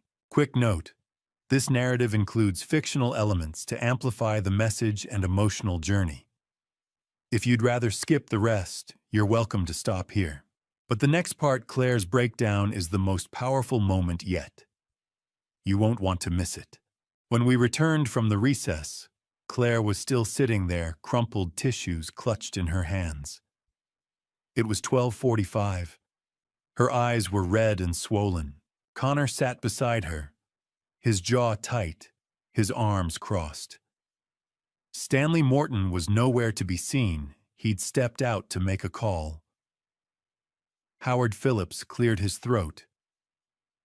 Mrs. Marsh, he said gently. I'd like to hear from you. What happened when your father gave you that ticket? Claire's voice was barely audible. I don't know what to say. Howard's tone remained soft. Take your time. Do you remember? Yes. Did he say anything? Claire swallowed. Dad said he'd bought a lottery ticket and that it was silly. He was smiling. It was the first time I'd seen him smile in months. I felt my chest tighten. Howard nodded. Did he say the prize money would be yours? No, Claire said quietly. He just handed it to me. I said, thanks, Dad. That was all. Howard made a note. When the ticket won, what happened? Claire's voice cracked. Connor checked the numbers. He got so excited. He said we were rich. He started making calls right away. And your father? Dad just stood there, Claire whispered. He looked lost. Connor shifted in his seat. Howard shot him a sharp glance, then turned back to Claire. Mrs. Marsh, answer me directly. Answer honestly. Don't look at anyone else. Did your father ever mistreat you? In those 8 years, did he ever make you feel unwelcome? Did he ever try to hurt you or manipulate you? There was a long silence. Then Claire's tears began to fall again. No. Howard leaned forward. No. Claire shook her head. Dad never... He never did anything but kindness. Connor opened his mouth. Claire. But Claire's voice rose louder than I'd heard it in years. Dad never said he didn't want us there. He never complained. Not once. She turned to Howard, her words coming faster now. Connor told me Dad resented us. Connor said Dad only let us stay out of obligation. Connor said Dad was talking badly about us behind our backs to the neighbors. Her voice broke. But Dad never said those things. Connor said Dad said them. And I believed him. I believed Connor instead of believing my own father. Connor's face went pale. That's not... Claire whirled on him. You told me Dad wanted us gone. You said he was just too polite to say it. I was trying to protect... Protect me from what? Claire shouted. From my father who loved me, who took us in when we had nothing. The room felt electric. I wiped my eyes, staring at my daughter. Claire turned back to Howard, her voice shaking. My father never wanted us to leave. Connor did. Connor wanted to push him out. And I let him do it. Connor stood abruptly. This is ridiculous. Claire, we're leaving. Mr. Blake. Howard said sharply, sit down.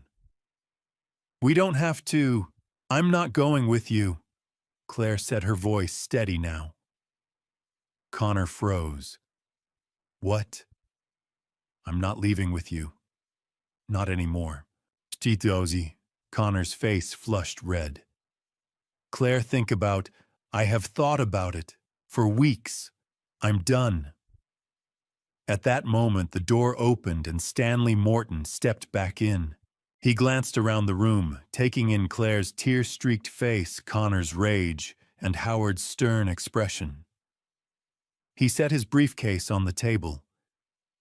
Mr. Phillips, I need to withdraw from this case. Effective immediately. Connor's head snapped toward him. You can't do that. I can and I will, Stanley said flatly. Then given the evidence of fraud and this testimony, I cannot ethically continue. He turned to Howard. I apologize for the disruption. Then he picked up his briefcase, looked at Connor and said, Good luck, Mr. Blake. You're going to need it. And he walked out. The door clicked shut behind him. Silence. Howard looked at Connor. Mr. Blake, do you wish to continue without counsel? Connor stood there furious, breathing hard. This is garbage. That old man is manipulating. Sit down. Howard set his voice like steel or leave. Connor looked at Claire. Claire, we're going. Now. Claire didn't move. Claire. She spoke quietly. No. Connor stared at her, his face twisting with rage. Then he turned to me, his eyes full of venom. This isn't over, he said. And he stormed out, slamming the door behind him. The room fell silent again. Howard exhaled slowly. Mrs. Marsh, are you all right?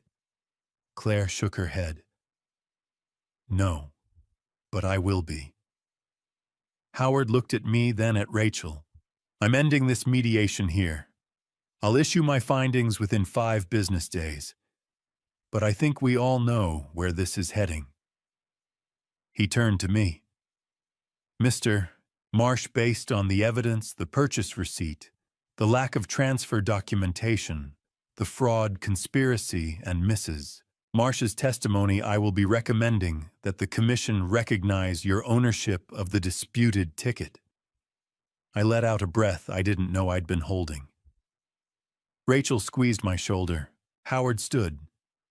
This meeting is adjourned. The room began to empty. Howard gathered his files and left. Rachel stepped outside to make a call, and then it was just the two of us, me and Claire, sitting across from each other. Neither of us spoke. Finally, Claire stood. She walked around the table slowly, her hands trembling. She stopped in front of me, and she said, "Dad, I'm sorry." Claire and I stood in that conference room, and it felt like an hour, but it was probably only 3 minutes. She cried. I cried. She said she was sorry again. I said I knew. Rachel knocked gently on the door. "We need to go." Claire drove her own car. I drove mine. I didn't know if I would ever see her again. I left Salem at 2 o'clock, took Highway 22 east toward home. 3 hours. The afternoon sun was bright and hard on my eyes. I thought about Claire's face, about Connor's rage, about Howard's words. I turned the radio off. I needed silence. Halfway home, my phone rang through the car's hands-free system. "Bernard, how'd it go?" he asked. I swallowed. I think I won." "And Claire," my voice broke. "She apologized. She broke down. She told the truth." There was a pause. Then Bernard said quietly, "Good, Theo. I got home at 5 o'clock. Connor's truck was in the driveway. Claire's sedan was parked beside it. I sat in my car for a moment, gathering myself. Then I went inside. Connor was upstairs in the bedroom. I could hear him moving around the door closed. Claire was in the kitchen, her back turned to me, standing at the sink. I stopped in the doorway. "Claire." She froze. Her shoulders went rigid. "I can't," she said, her voice barely audible. "Not yet. I'm sorry." And then she walked past me, head down, and went upstairs. I stood there alone in the kitchen, listening to the sound of footsteps overhead. Then I heard voices. Connor's sharp and angry, Claire's quieter, breaking into sobs. I thought about going up there. Thought about knocking on the door, demanding to talk to my daughter. But I didn't. It wasn't my place anymore. The next morning, Friday, Connor left the house at 8. He didn't come back until after 10 that night. I assumed he was meeting with a new lawyer or planning something. I didn't ask. That afternoon, I was in the workshop, sanding the legs of a small table I'd been working on, when I saw a piece of paper slide under the door. I set down the sandpaper and picked it up. It was folded once. The handwriting was Claire's. "Dad, I'm sorry. I don't know how to face you. I don't know how to fix what I did. I'm scared. But I need you to know I love you. I always have. Claire." I sat down on the workbench and held that note in my hands. And I cried. Saturday and Sunday crawled by. The house felt like a minefield. Connor avoided me completely once we passed each other in the hallway. He looked at me with pure hatred, but he said nothing. I saw Claire twice. The first time was in the upstairs hall. She stopped when she saw me. We looked at each other for a long moment. Then she whispered, "Hi, Dad," and hurried past. The second time I glanced out the window and saw her sitting in her car in the driveway, her face in her hands, crying. I wanted to go to her. I wanted to help. But I didn't know how. Bernard came over on Saturday afternoon. He brought a loaf of Maureen's banana bread. "You holding up?" he asked. I shrugged. I lived with them for 8 years. Now I don't know how to talk to them. Bernard nodded. "Connor's done." But Claire, give her time, Theo. On Sunday, I did something I hadn't done since Marianne's funeral. I went to church. First Community Church was the same as I remembered it. Same wooden pews, same stained glass windows, same smell of old hymnals and wood polish. Pastor Joyce saw me as I was leaving after the service.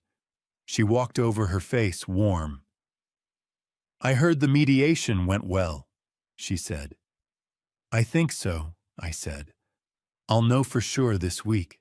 And Claire. I looked down. She's struggling. Joyce put a hand on my arm. "She'll get through it. She knows the truth now. That's the hardest part." I went home and spent the rest of the day in the workshop carving a small wooden cross. I didn't know who it was for. Maybe Marianne. Maybe myself. Monday morning, I woke up at 5. I hadn't slept much. I made coffee, ate a piece of toast, sat at the kitchen table, and waited. The phone didn't ring. Tuesday, Wednesday. Still nothing. Thursday morning, May 9th, I woke at 5 again. I showered, dressed, made more coffee, stared at the phone. At 10:15, it rang. Rachel. I picked up on the second ring. "Hello?" "Theo." Her voice was calm, but I could hear the smile in it. "We won." I sat down hard in the kitchen chair. "Rachel." "Howard issued his findings this morning. The commission accepted his recommendation. The ruling is in your favor. Connor's claim is rejected. You are recognized as the legal owner of both tickets." I couldn't speak. Both tickets, I finally managed. Both. There was no documentation of transfer. No contract, no signed agreement, nothing. "Theo, you're getting $95 million. I sat there completely numb, staring at the wall. $95 million. Both tickets. I had won, Rachel explained.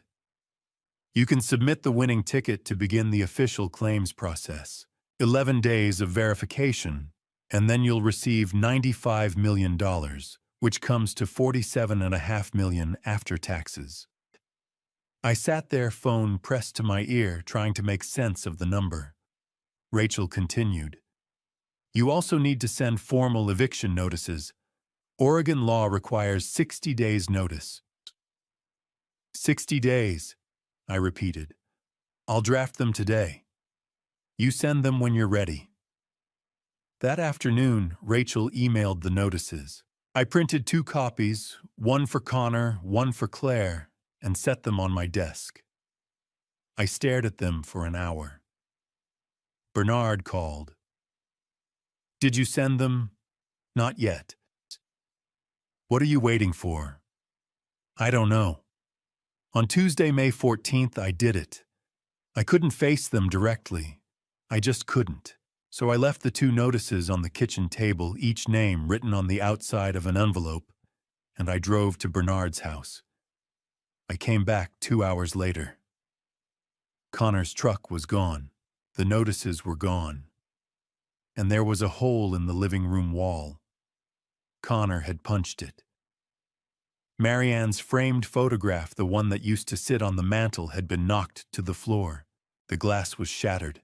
I picked it up with shaking hands. Bernard had been right to tell me to leave. Upstairs, the bedroom door was closed. I knocked. "Claire." Her voice was quiet. "Come in, Dad." I opened the door. Claire was sitting on the bed, an open suitcase beside her clothes folded neatly in stacks. "He's gone," she said. "Staying at a motel," he said. "A lot of things I don't want to repeat." "Are you okay?" "No, but I'm not hurt." She looked at me. 60 days. Oregon law requires it. "I'm sorry, Claire." She shook her head. "Don't apologize. You have every right." She paused. "I'll be out in 2 weeks. Connor's getting his stuff tomorrow. I just need a few days to figure out where I'm going. You can stay the full 60 if you need to, I said. Claire shook her head. I can't stay here. Not after what I did. I wanted to say so many things, but I couldn't find the words. Okay, I said. The next day, Wednesday the 15th, Rachel and I drove to Salem. The Oregon Lottery Commission office was on the third floor of a gray government building. The process was formal. EID verification ticket submission paperwork in triplicate. The clerk, a middle-aged woman with reading glasses, looked up and smiled. Congratulations, Mr. Marsh. Your claim will be processed within the next 11 business days. We'll contact you for final disbursement. She handed me a receipt. Official claim code. $95 million. Minus taxes, $47.5 million. Life-changing money. But it didn't feel real. Rachel asked me in the parking lot. How do you feel? Empty, I said. That feeling will pass. Give yourself time. She paused. I'm going to introduce you to Caroline Fisher, a financial advisor I trust. You'll need accounts, investments, estate planning. I felt overwhelmed. One step at a time. Driving home, I thought about what Marianne would say. Don't let money change who you are. I whispered, I won't, Marie. I promise. The next morning, Thursday the 16th, a moving truck pulled into the driveway at 10 o'clock. Connor had hired it. I stayed in the workshop and watched through the window. Connor was directing the movers, aggressively barking orders, gesturing angrily. They carried out furniture boxes, the TV, the sofa, the kitchen table. By afternoon, the truck was full. Connor walked to the workshop door. He didn't knock. He just stood there and said through the glass, You think you won, but you didn't. You lost your daughter. You'll die alone in this house with your money. That's what you deserve. Then he turned and walked away. The truck rolled out of the driveway. Connor's car followed. Gone. I stood at the workshop door, and the house felt quieter. A strange relief washed over me. Over the next few days, Claire was still there packing slowly. We passed each other in the hallway. Awkward good mornings. Stiff good nights. Not much conversation, but we were polite. 3 evenings after Connor left, I was cooking dinner.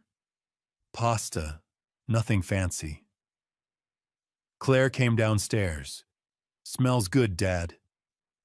There's plenty, I said. If you want. She hesitated. Yes. Thank you. We ate at the kitchen table. It was quiet, but not hostile. Dad. Yes. I'm filing for divorce. I called a lawyer today. Good. She looked down at her plate. I'm going to rent my own apartment. Start over. Maybe find a job. I haven't worked in 8 years. You'll manage, I said. You're strong. I don't feel strong. Being strong isn't a feeling, I said. It's a choice. Claire smiled just a little. You sound just like Grandpa. He used to say that. He was a wise man. 3 days later, I went to the hardware store to buy sandpaper. When I came home, Claire's car was gone. Her bedroom was empty. Clean. The bed was made. She'd vacuumed. On the kitchen counter, there was an envelope with my name on it. I opened it with trembling hands. The letter was 2 pages long, written by hand, in Claire's careful script. It started with, Dear Dad, and ended with, I love you. In between was everything she couldn't say to my face. I sat at the kitchen table and opened the envelope. 2 sheets of paper, front and back, filled with her handwriting. The ink was smudged in places. She'd been crying when she wrote it. "Dear Dad, I'm writing this because I don't have the courage to say it to your face. I'm sorry. Those words will never be enough, but they're all I have. I'm sorry for the past 8 years, for letting Connor treat you like you didn't matter, for staying silent when he told you to leave your house, the house you built, the house where Mom lived, for believing his lies instead of what I knew in my heart. For 8 years, Connor told me you resented us, that you were too polite to say it, but you wanted us gone, that you talked badly about us to the neighbors, that you were getting old, bitter, difficult. I believed him. I'm so ashamed. The truth is, it was easier to believe Connor than to face my own guilt. I knew we were using you. I knew Connor was using you.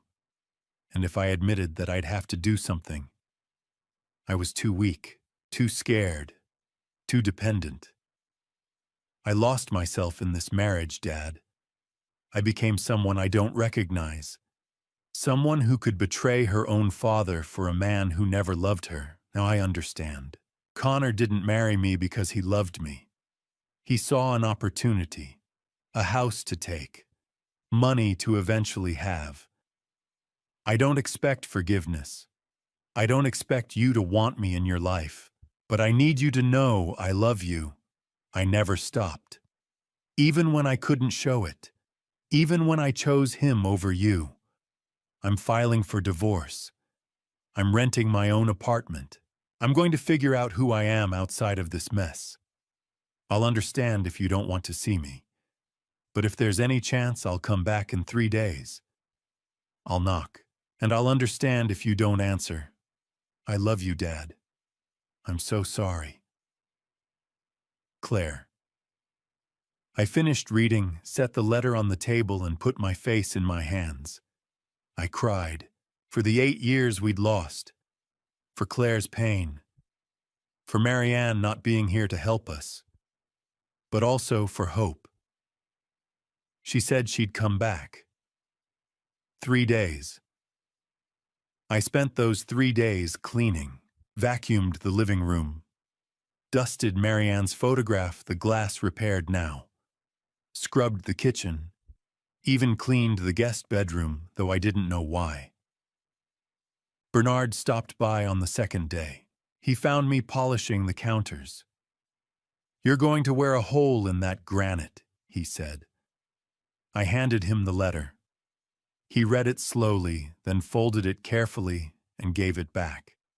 "She's coming home, Theo." "This isn't her home anymore." "Home isn't a place," Bernard said. "It's people." On the 3rd day, I was a wreck. I woke at 5 and couldn't go back to sleep.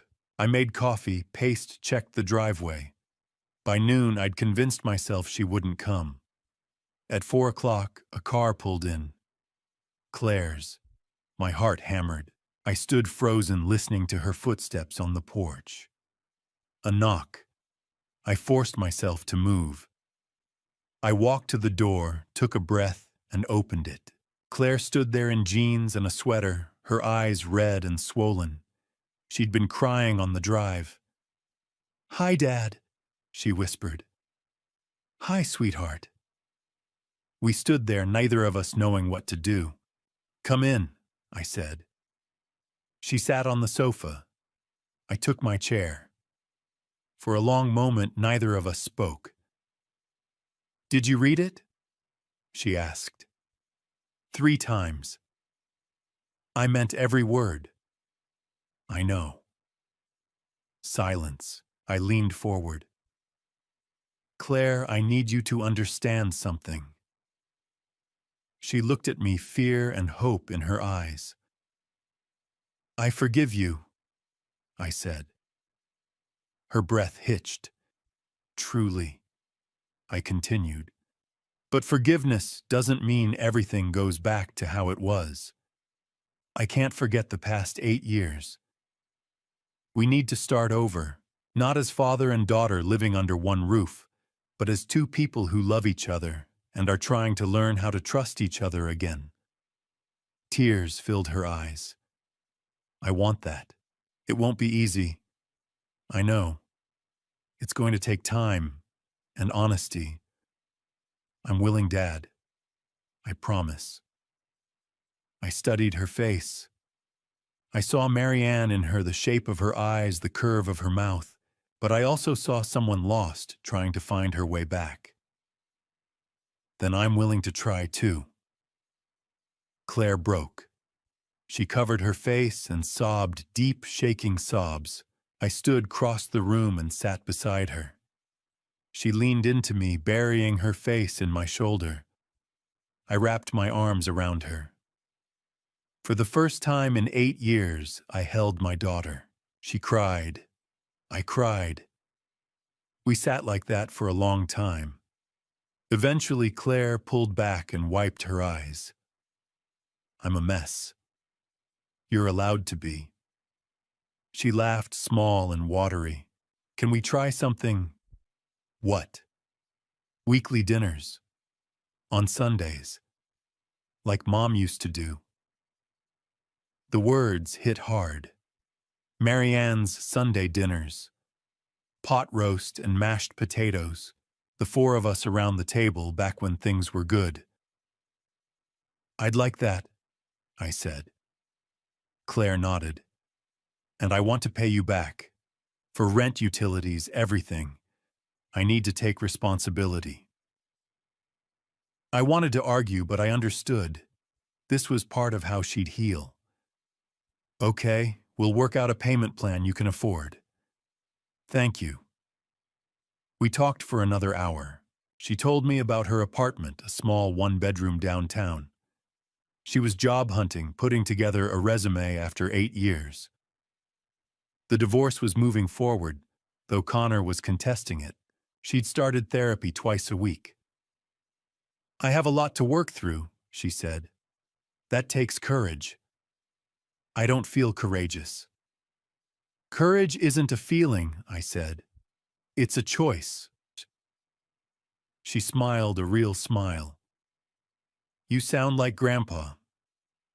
He was a wise man. Eventually, she glanced at the clock. I should go. I walked her to the door. Dad, yes, I love you. I love you too, Claire Bear. She stopped. You haven't called me that since I was little. You'll always be my Claire Bear. Tears spilled down her cheeks, but she was smiling. She hugged me tightly. Thank you. Then she left. I stood on the porch and watched her taillights disappear. Then I went inside and leaned against the door. For the first time in months, I felt like I could breathe. That evening, I sat on the back porch and watched the sunset. Orange and pink and purple painted the sky over the mountains. I thought about everything. The lottery, the betrayal, the fight, the victory. And now this, the beginning of something I'd thought was lost. I'm proud of you, Theodore Marianne's voice said in my head. I hope so, Mari, I whispered. My phone buzzed. A text from Claire. Thank you for giving me a second chance. See you Sunday. I love you. I smiled and typed back. I love you too. 5 p.m. Sunday. I'll make pot roast. Perfect. That night I slept in my own bed in my own house. Claire's letter sat on my nightstand. Sunday dinner was planned. When I woke the next morning, sunlight streamed through Marianne's curtains, the ones she'd sewn by hand 30 years ago. I lay there watching the light, and I realized something. I had won more than a lottery. I had gotten my life back. The money hit my account on Tuesday, June 18th. $47,500,000. I stared at the number for 20 minutes, then called Bernard. It's real, I said. What are you going to do with it? Anything I want. I fought for it. The next day, I met Caroline Fisher, the financial advisor Rachel recommended. Her office was downtown leather chairs and mountain views. Caroline was 56, gray-haired, direct. "Theo, what do you want your money to do?" "I want safety. I want to help my daughter. And I want to honor my wife." We spent 2 hours planning. Caroline recommended diversification, index funds, bonds, real estate trusts, savings. This gives you about $1.5 million a year in passive income while preserving your principal. Every year, you can live comfortably and fund charitable work. Study, an idea sparked. What if I wanted to help elderly people whose families try to take advantage of them, who get kicked out of their homes, who need lawyers but can't afford them? Caroline smiled. "Not a legal protection fund. With $20 million, you could fund it in perpetuity." I thought about Marianne, who'd always stood up for those who couldn't. "I want to do that." I called Rachel. "I want to establish the Marsh Elder Protection Fund. $20 million. To help elderly victims of financial abuse. I want you as legal director and Lisa Hernandez as consultant." Rachel's voice caught. "Theo, that's incredible." In July, we made it official. Rachel opened an office in Portland. Lisa came on 3 days a week. By September, we'd taken our first case, an 82-year-old woman whose son forged power of attorney to seize her home. Rachel won in 6 weeks. The woman called me crying. "You saved my life." "No, ma'am. You saved your own. We just gave you the tools." By year's end, the fund had helped 47 people. Marianne would have loved it, but I needed something else. In August, I put the Ponderosa Lane house up for sale. Bernard came over. "You sure? I built this with Marianne. Every board, every nail. But Connor and Claire left a stain I can't wash out. I need a fresh start." "Where will you go?" "The coast. Cannon Beach. Ocean air, endless horizon. A place where I could breathe." The house sold in 3 weeks. A young family with 2 kids. I took very little. Marianne's photograph, my tools, a few pieces of furniture. In late August, I bought a house in Cannon Beach. Modern glass and wood overlooking the Pacific. It had a workshop with windows where I could hear the waves. It wasn't the house Marianne and I built, but it was mine. The first morning I walked to the beach.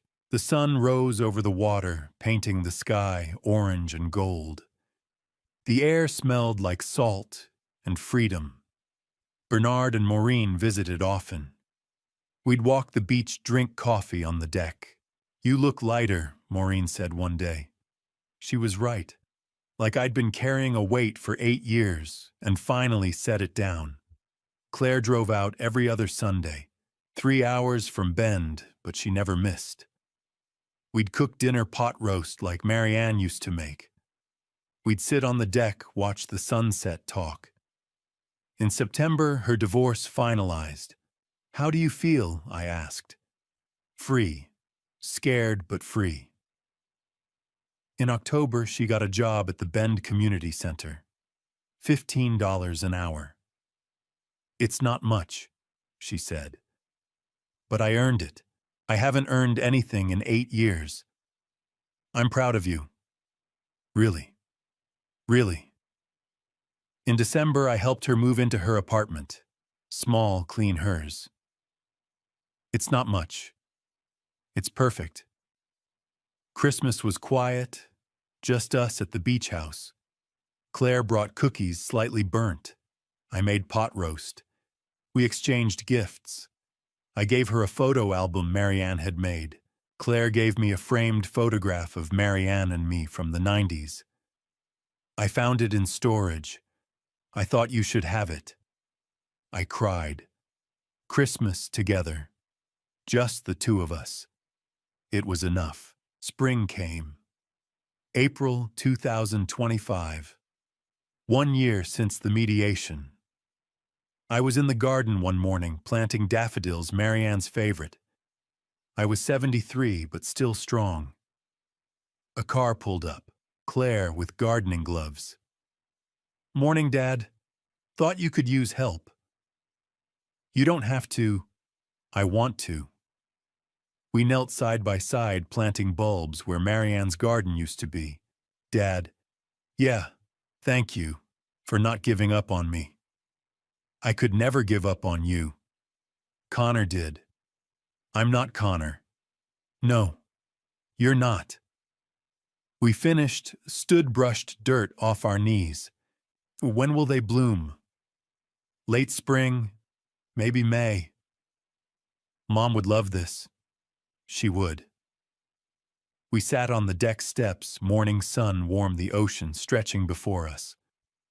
I looked around, the house I'd bought, my daughter beside me, the garden I was planting, the life I'd fought to reclaim. "I used to think a house was just walls and a roof," I said. "Boards and nails, things I could measure." Claire listened. "But it's not. A house is memories, the people who filled it, your mother's laugh, your first steps, the fights, the forgiveness, the love." "Is that why you fought so hard?" "I fought because letting Connor take it would mean admitting none of it mattered. That 36 years with your mother could be erased by greed. I didn't fight for money. I fought for meaning." Claire leaned her head on my shoulder. "You won, Dad." We both did. I sat there, the Pacific stretching to the horizon. The lottery ticket, the betrayal, the battle, the victory, the fund helping 47 people. Claire free and healing. Marianne's memory honored. I was happy, not perfect, not without scars, but happy. For the first time since Marianne passed, I was truly happy. People say family is everything. I believe that. But family isn't just people who share your roof or blood. Family is the people who see you, who stand beside you, who tell the truth, even when it hurts. Connor and Claire lived in my house 8 years. But Bernard, Maureen, Pastor Joyce, Rachel, they were family when it mattered. And Claire found her way back. If you're facing betrayal, lost fear, know this. You have the right to protect what's yours. Your home, your dignity, your peace. Love doesn't mean letting people take everything. Fight for what matters. Fight with honor. When it's over, leave the door open for forgiveness. Not because they deserve it, but because you do. I'm 73. I have more money than I can spend. But the richest thing I have is Sunday dinners with my daughter working in the garden, knowing I stood up when it mattered. That's worth more than $95 million. It's worth everything. What would you do if you were in my position? Leave a comment. Tell me your story. Thank you for listening to mine. I'm Theodore Marsh from Cannon Beach, Oregon. Take care of each other. Looking back on this family story, I see a man who almost lost everything, not because he was weak, but because he loved too much and trusted too blindly. Don't be like I was. Don't ignore the warning signs. Don't let 8 years pass while someone slowly takes your home, your dignity, your peace. My advice: set boundaries early. Love doesn't mean letting people walk over you. Dad revenge isn't about cruelty. It's about standing up for what's right when everyone expects you to surrender. I fought not for money, but for meaning. For the memory of Marianne. For the house we built. For my own soul. This family story taught me that betrayal cuts deepest when it comes from those you love. But it also taught me that redemption is possible. Claire found her way back. I found my peace. Dad revenge became dad justice, then dad forgiveness, then dad healing. My personal belief, God doesn't give us trials to break us, but to reveal who we truly are. When Connor tried to steal my home, God showed me I was stronger than I knew. When Claire returned, God reminded me that forgiveness is divine, not because they deserve it, but because we do. If you're in a family story like mine facing manipulation, greed, betrayal, know this. You are not alone. Fight with honor. Protect what's yours. And when the dust settles, leave the door open for those who genuinely seek to make amends. Dad revenge isn't the goal. Peace is. Thank you for walking this journey with me to the end. I'd love to hear your perspective. What would you have done if you were in Theodore's shoes? Please leave a comment sharing your thoughts. If this story resonated with you, consider subscribing so you don't miss future stories. A gentle reminder, while inspired by real social dynamics around elder financial abuse, some elements have been dramatized for storytelling purposes. If this content isn't your preference, feel free to explore other videos that suit you better. I'm Theodore Marsh from Cannon Beach, Oregon. Take care of each other. 걱정 없이 먹을 수 있어서. 로이 안녕? 아니 안 추워. 나 지금 힘들어. 이거 장 보고 가는 길에 너무 힘들어가지고.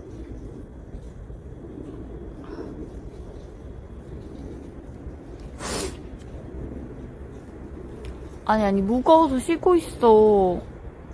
무거워서 쉬고 있는 거라고. 밖에서 뭐 하는 게 아니고.